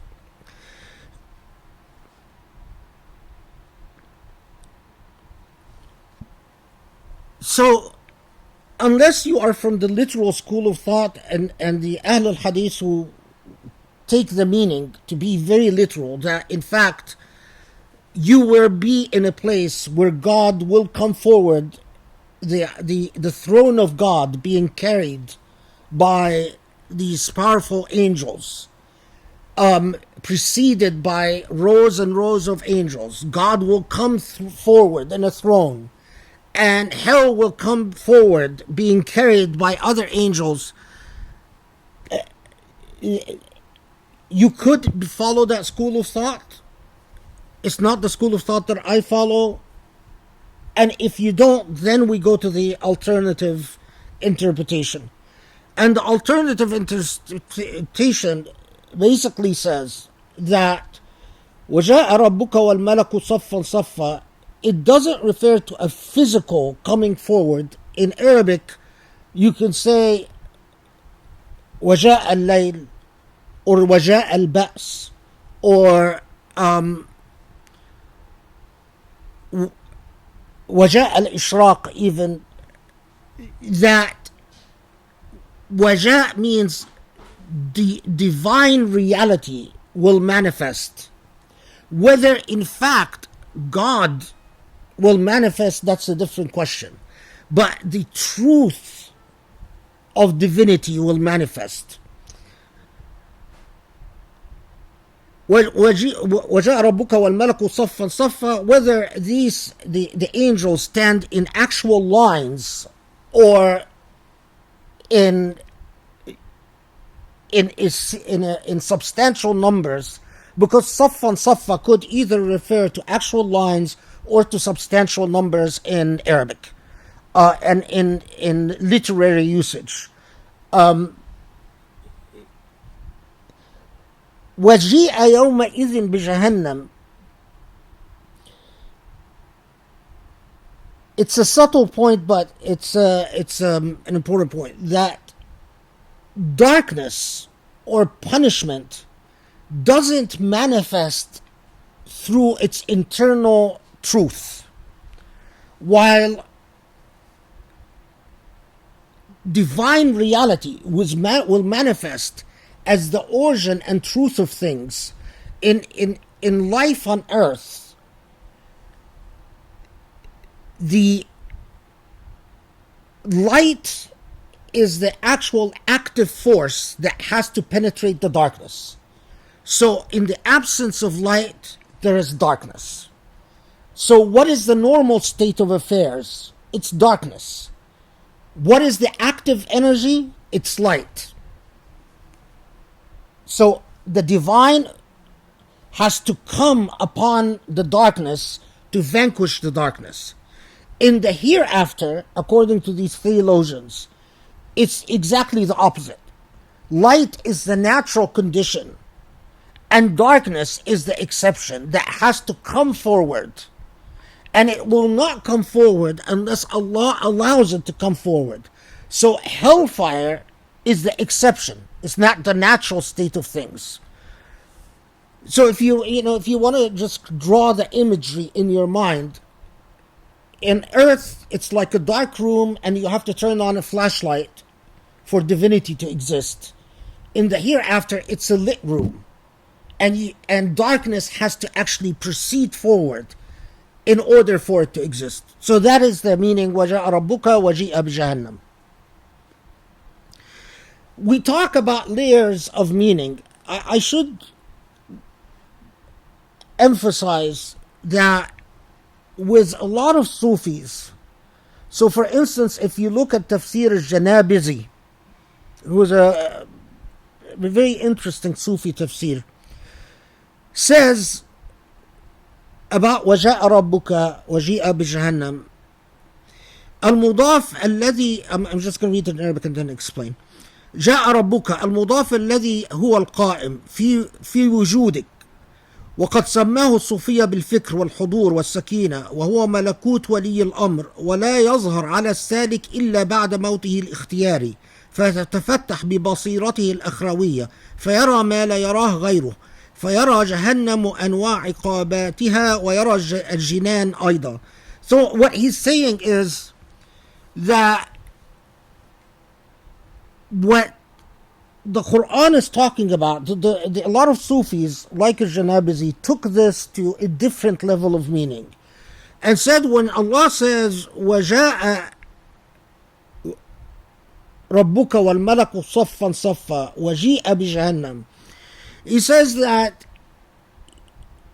in fact they take وَدُكَّتِ الْأَرْضُ دَكًّا دَكًّا as not necessarily reference to the hereafter or to Yawm al-Qiyamah, but they say it is possible that your earth would be shaken in this life. And how would your earth be shaken in this life? Is that you go through the trials and tribulations of rebirth. And the trials of tribulations and rebirth would lead to what they call al-mawt al-ikhtiyari, voluntary death. So you actually reach a point where the voluntary death that you undertake would lead to a point of being reborn, where you see the divine presence and the angelic presence, and you see the truth of hellfire, the truth of damnation, the truth of being away from the Lord,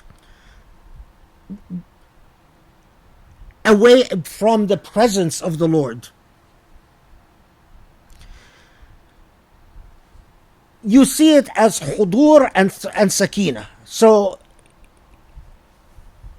it is a state of mind and a state of soul where before your actual death, you undergo a voluntary death and you see the truth of things in the presence of the Lord and the angelic presence as the true reality of things before the hereafter. So you find in Sufi discourses a great emphasis on وَدُكَّتِ الْأَرْضُ دَكًّا دَكًّا وَجَاءَ رَبُّكَ وَالْمَلَكُ صَفًّا صَفًّا وَجِيءَ بِجَهَنَّمَ يَوْمَئِذٍ, in emphasizing to the murid, to the seeker, don't wait till death and rebirth, don't wait till the hereafter for you to undergo the experience of seeing God and al-malak saffan saffa. Your goal, your journey is to achieve that in the here now before the hereafter. Among a lot, unless you grow up studying Sufi commentaries, that's not something that the average Muslim is exposed to when you study Surah Al-Fajr, but it's fascinating, and it tells you the many different ways that the Quranic text has inspired so many different schools of thought in different trajectories and layers of meaning.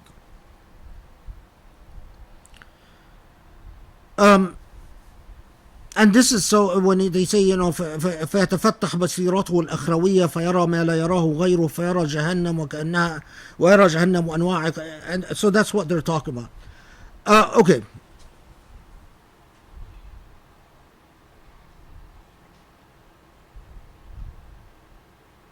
Yeah, ويتذكر الإنسان أن له الذكرى. This deserves a pause.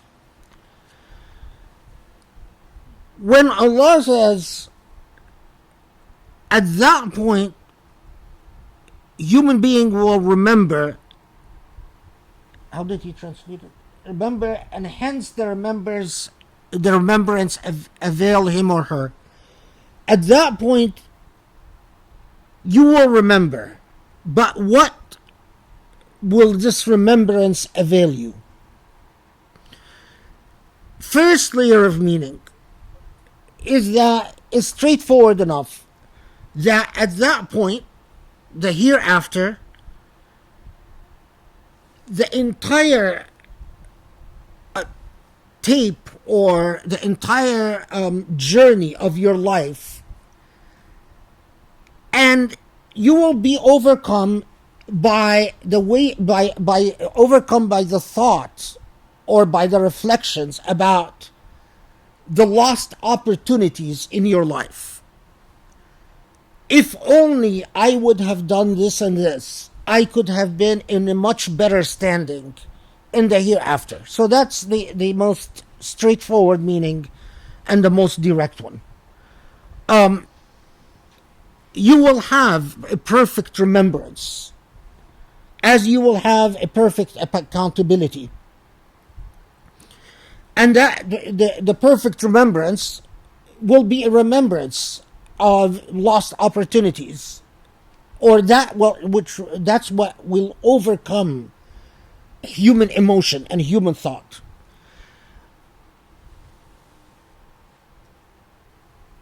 There are a number of commentators.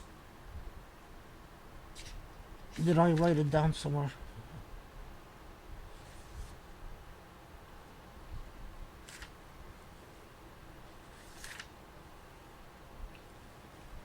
I didn't write the language, so I'm just going to explain it. Who say that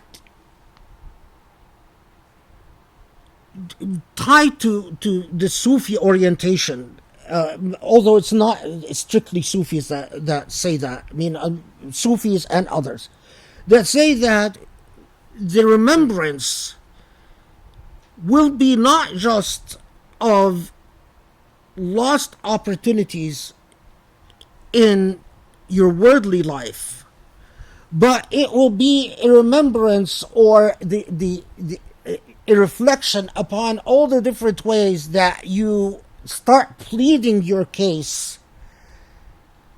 Allow me to make up.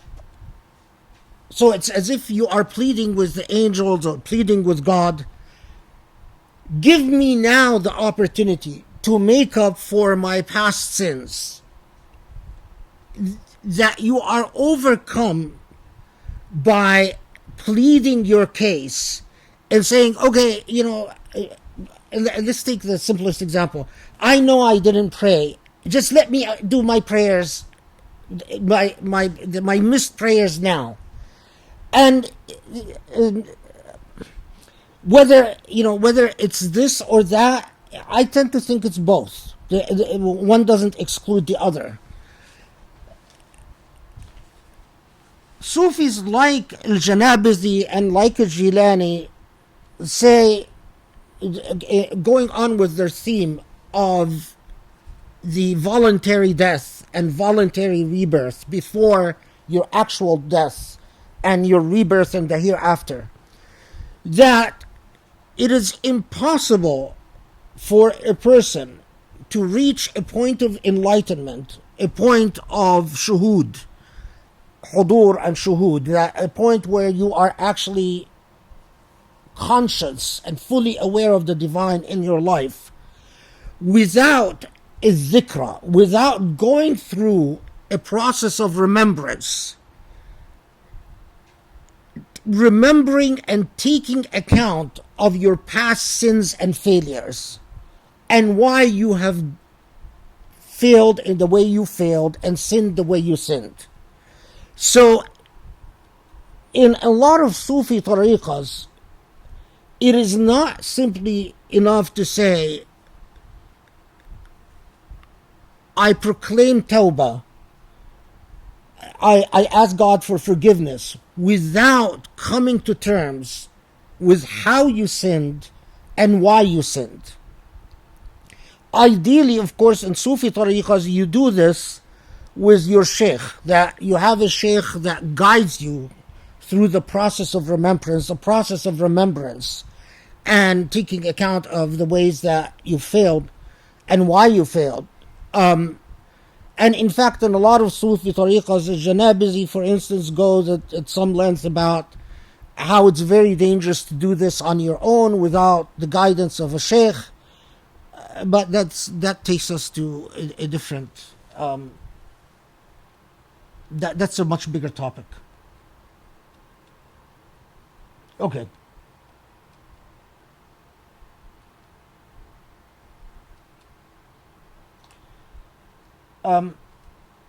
فيومئذ لا يعذب عذابه أحد ولا يوثق وثاقه أحد. The most important, so that day, that day none punishes as God punishes, or that's the way he chose to translate it, and none binds as God binds. Okay, you can tell from the translation that that's one way to understand these ayat, that what it's saying is that no one will punish the way God punishes. In other words, the punishment of your God and the binding of your God is equal to none. And it's clearly talking about the hereafter. But that's not the only way that these ayat were understood. Some understood that in relation to فَيَوْمَئِذٍ يَتَذَكَّرُ الْإِنسَانُ وَأَنَّى لَهُ الذِّكْرَى, and said that what these ayat are talking about is that because you yourself will remember your own sins and your own misconduct and your own failures, that remembrance will be your true source of torment, and that none of the torments that you confront in the hereafter are equal to the torment of the conscience as it remembers its own failures. So when it says لا يعذب عذابه أحد ولا يوثق وثاقه أحد, that it is saying you will become your own tormentor because of your memories, and you effectively your own conscience will become what binds you. In other words, what shackles you, what imposes the punishment upon you. So that between those who said that no, it's referring to the way God punishes and the way that remembrance is the punishment in itself, or that's what Surah Al-Fajr is calling our attention to. A third interpretation is that it is not necessarily the remembrance that will be the punishment or the binding, but it is saying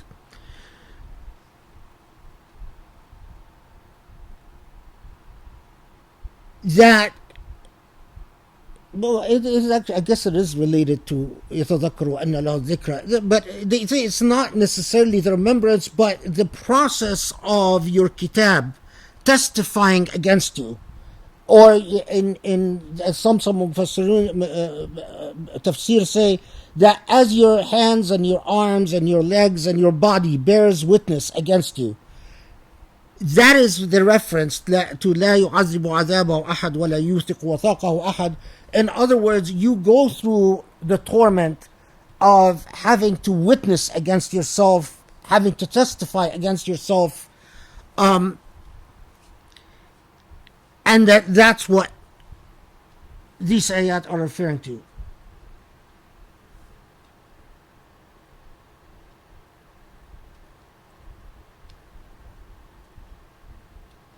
Okay. Many of the Sufi tafsirs in particular say that لا يعذب عذابه أحد ولا يوثق وثاقه أحد is tied to the reference in Surah Al-Fajr للنفس اللوامة, or tied to the concept of النفس اللوامة. So, and I'll explain that in a second. Not the reference, but tied to the concept of النفس اللوامة.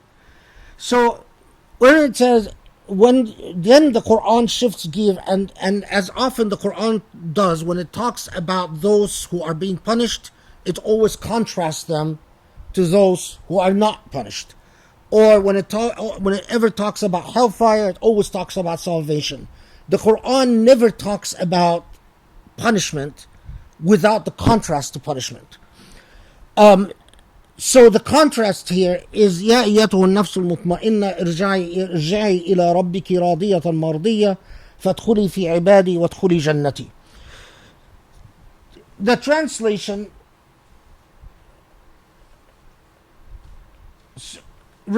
O soul at peace, return unto thy Lord content, enter into my servants, or enter my servants and enter my heavens.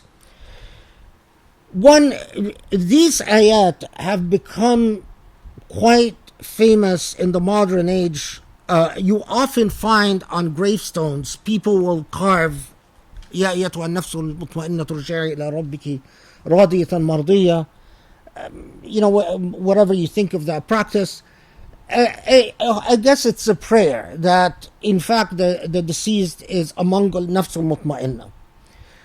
What is the reference to al-nafs al-mutma'inna? At the most basic level, a reference to, in the same way you've contrasted those who have a great deal of tribulation because of their conduct in their life, contrast that to that soul that will actually remember its life and not have much to be tormented by. It's an ideal, if you will. So, for instance, one of the narratives about this is Abu Bakr, when he heard these verses, he told the Prophet ﷺ, how beautiful this image. Jamilun hada. This is so gorgeous to imagine a soul that can actually remember its past and feel tranquil and at peace. And the Prophet ﷺ reportedly then tells Abu Bakr, innaka minhum, that you are among those people. I mean, of course, it's a beautiful thing to receive that type of bushra, that type of good news. I mean, if you're gonna dream of something, if you're gonna covet something, can you possibly covet or dream of something more powerful than to end up in the hereafter and to then remember your life, and you don't have an orphan that you've persecuted or that you've been unfair to. You don't have poor people that can hold you to account. You don't have inheritance that you stole. You don't have prayers that you've missed. You don't have people that you backbited or that you've talked about ill. You haven't slandered people. You haven't been a hypocrite. You haven't been arrogant. I mean, to actually remember your life and to say, oh, I'm at peace, I'm tranquil, that's an aspiration. And note here how this is tied to the theme of arrogance, because it takes a truthful human being to say, that's something I really not sure if I can reach that standard, but it's what I dream of. An arrogant soul would say, why not? I'm one of them. I would submit to you that any person that listens to these ayat and says, no problem, I belong in that group, is in deep trouble. I think any human being that listens to these ayat and says, no problem, I have nothing to be sorry about, I have nothing that's going to torment me, I will have the dhikra, I will remember my life and it will be no problem, I'm among the nafs al-mutma'inna, they're in trouble. That's why I'm troubled when I see people refer to their loved ones who have passed away, describing them as a nafs al-mutma'inna, rji'i ila rabbiki radiyatan mardiyah. I don't know. I mean, that type of just presumptuousness troubles me, and it just might be me. I don't know. It's I understand the sentiment. You want it for your loved one, but it's very presumptuous. Who among us can actually remember their life and be so... Anyway, there is a debate in the Tafsir. The Tafsir often go at some lengths about points like this, whether an-nafs al-mutma'inna is a reference to a soul after being informed by God that it's among the in other words, imagine you come in the hereafter. Is it talking about those class of people who realize that they are that tranquil soul? They remember their life, and they remember that they realize that they really have nothing to be sorry about. Is it before being judged by God or after being judged by God? When it refers to nafs al-mutma'inna, is it talking about a class of people? So for instance, if you imagine martyrs, shuhada, is it talking about those people who know that they're martyrs and they come in the hereafter and they know that they're martyrs, their sins are forgiven? So is it the class of people that know they're among the saved and the fortunate ones before being judged or after being judged? You find the tafsir going, and they get into these arguments about grammar, whether it is this or that or both. I don't know, the technicalities of these debates often can take away from the beatific image and take away from the because they're often, the arguments go into very detailed arguments about grammar, and I know that scholars have to do that, but just be aware that that is a debate that and theologians and then how can you have a soul that realizes it's doomed before it is judged, and then you get into these debates that, well, you realize because in the hereafter you appear and either your book is before you or behind you. In other words, you know whether you're in trouble or not, even before you were judged. So that's the theological debate that often goes on, but I don't think it's essential for us, unless you're from a certain school of thought. Okay. What else? We can't leave the way the Sufi interpretations, which emphasize to a great deal, you find a great deal, a huge Sufi discourse about the reference to nafs al-mutma'inna, irja'i ila rabbiki radiyatan mardiyah. The reason that you find a great deal of discourse, because that's always tied to the reference to the Quran, to nafs al-lawama. So in Sufi discourses on Surah Al-Fajr, they always talk about that the Quranic reference to in nafs al-mutma'inna, the tranquil soul, is a reference. They couple it with other parts of the Quran and say that this is a reference to darajat al-nafs wa maratib al-nafs, the different levels and scales that the soul is capable of attaining. And the three main stages, النفس الأمارة, النفس اللوامة, and النفس المطمئنة. النفس الأمارة is a nafs that is basically a servant to its whims. Whenever the shaitan comes and tells you, entices you to do haram, you have very low resistance and you oblige.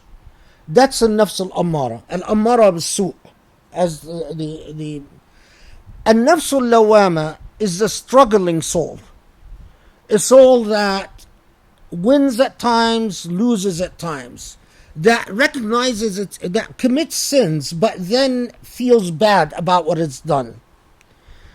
And An-nafs al-mutma'inna is the soul that has gained mastery, that it is no longer ammara, that is no longer easily enticed, and it is no longer engaged in a sometimes winning battle, sometimes losing battle, but is a soul that is ascending in alam al-shuhud wal-hudur, that now has reached a plateau where it is able to ascend to a greater levels of enlightenment.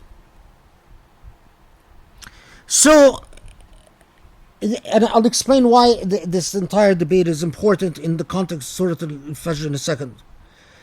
So they say that the reference to an-nafs al-mutma'inna is not necessarily a reference to what happens simply in the hereafter, but rather is a reference, and I've actually written it down, لعالم الفكر والحضور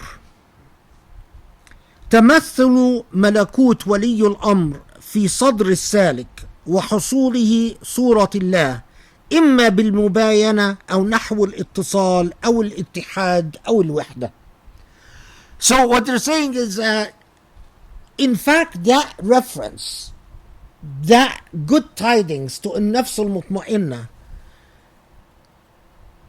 is speaking not just to those who die and come in the hereafter, are recreated in the hereafter or reborn in the hereafter, but it's actually talking to people in the here now, in this life. And it is telling them that through al-fikr wal-hudur, this is a great simplification, but al-fikr, through the process of reflection, and hudur is dhikr and presence, through the experience of divinity,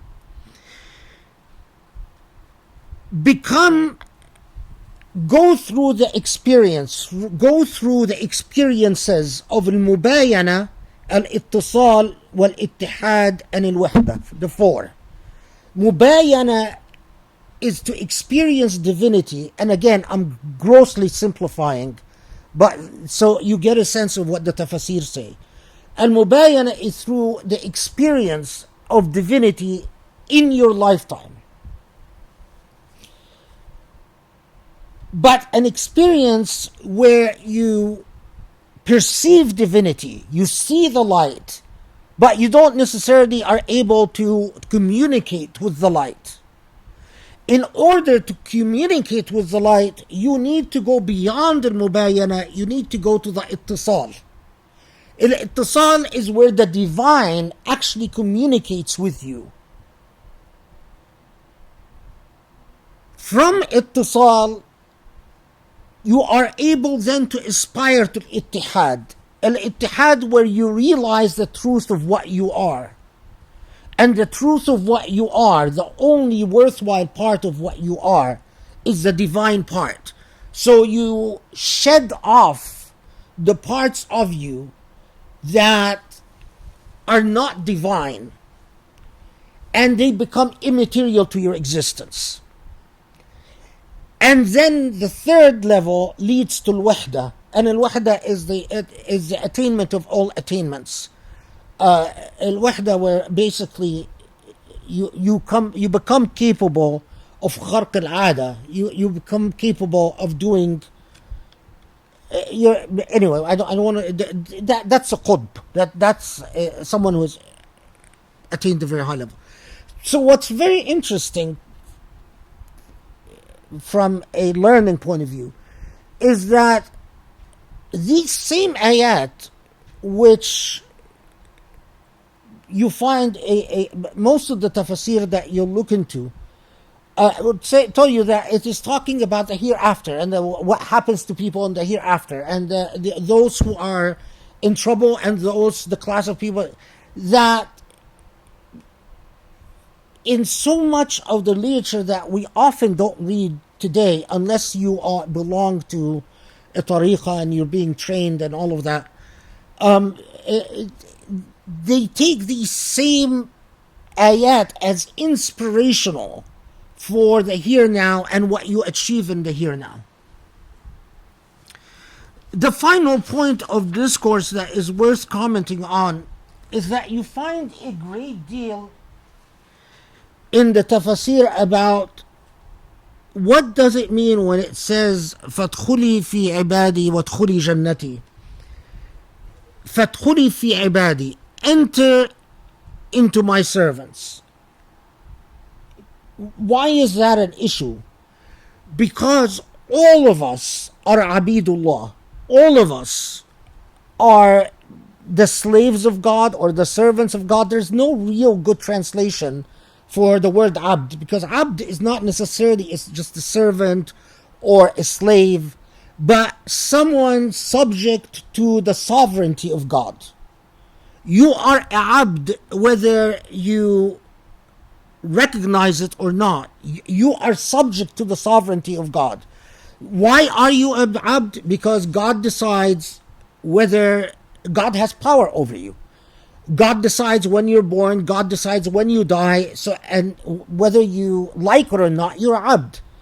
So when it said فَادْخُلِي فِي عِبَادِي, the Mufassirun paused at this and said, well, how could it say enter into my servants? How could it say enter into those who I have sovereignty over? Isn't it the fact that all of us under the sovereignty of God? So they go into long discussions to say, well, when there's a difference between ibad and abid. And when abid are those who are subject to the sovereignty of God, while ibad are those who are subject to the sovereignty of God, who are happy with that sovereignty. So when it says فَادْخُلِي فِي عِبَادِي, it means become those who are not just subject to the fate that I impose upon them, but rejoice in that sovereignty. They have finally attained a state of full peace and full tranquility with the fact that I am their sovereign. Now the Mufassirun go on in sizable discussions in this juncture to say human beings, when they are born, they go through periods where they say, why was I born? Why was I born now? Why was I born to the parents I was born to? Why was I born in the class I was born into? Then they go through life, and they go through many moments where they ask the question, am I happy with my God? Or even if they are not so insolent to put it that way, but am I happy with my life? Am I happy with my fate? Everyone that has ever become depressed, everyone that has ever contemplated suicide, everyone that has ever gone through, they know what we're talking about. You go through periods where, I am not at peace with my God. In effect, they put themselves at odds with the sovereign over them. So although God is sovereign over them, they do the most irrational thing, and that is to say, does that sovereignty make sense? Whether it makes sense or not, it is. I mean, and in fact, one of the I don't remember which tafsir I read it in, but it drew a comparison to ants, and whether an ant suddenly starts saying, do I like the power structure that I exist in? Do I like the fact that the queen is a queen and that I am not a queen and I'm a worker ant? Do I like the fact that I have to pick up this piece of whatever, take it here, take it there? It's an ant. And whether it likes it or not, God's fate will prevail, or the fate of the ant hive.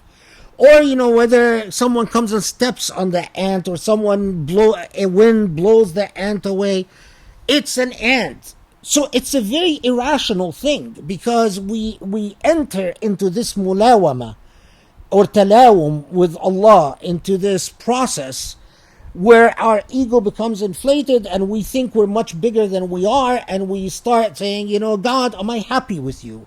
Am I content with you? Am I at peace with the fact that you've created me the way you've created me, with the body that you've given me, with the intellect that you've given me, with whatever? And we are not confronted with the irrationality of that until the hereafter. If you're a Sufi, you say you can be confronted with the irrationality in the here now. You go through the journey where then, in a point of enlightenment, you say, oh my God, it is very irrational. But even if you don't go through it in the here now, you're confronted with it in the hereafter. Okay, what happens when you're confronted with it in the hereafter? You are either in those فَيَتَذَكَّرُ الْإِنسَانُ وَأَنَّ لَهُ الذِّكْرَى, either those who remember and say, oh my God, how stupid was I? How irrational was I? I've sat there and asked a million questions and went through 100 moments of depression, a million moments of depression, a million moments of rebellion, a million moments where I said, the hell with this, I'm going to do what I like. But I ended up here. While there are those who, at that moment, are overcome with being entirely at peace with the fact of this relationship of God's sovereignty. They have lived content with that sovereignty, or reached a point of tranquility with that sovereignty, which come to full culmination and full fruition in the hereafter. Some of the most beautiful discourses on Surah Al-Fajr, or on particularly Ya Ayyatuha an-Nafs al-Mutma'inna and Fadkhuli fi ibadi wadkhuli jannati, are the Sufi tafsir, whether they're printed or not printed, because some very beautiful ones are still in manuscript. But you read some of the most inspired discourses. I mean, about what it means for a person to enter into, to accept the relationship of God's sovereignty, to fully become cognizant of the truth of God's sovereignty, and how Jinan is attainable on this earth even before the hereafter, which is it's a very inspirational concept. If you read this material, it gives you something to dream of, to inspire of in this earth. If I can attain the Jinan in this lifetime, and this is, by the way, tied to a much bigger topic. That Darajatu Jinan, it's the way that Sufis often interpret references to material enjoyment in Jannah. They read these references as symbolic. So they don't actually believe that a true seeker will want a river flowing with honey, or will want to sit on cushions made of gold, or embroidered cushions, or that. All of that is symbolic for states of being and spiritual stage of advancement. Okay, I'm sure as always I've forgotten things here and there, but I think we're done with Surah Al-Fajr, alhamdulillah. I'm sure in the Q&A things will come up.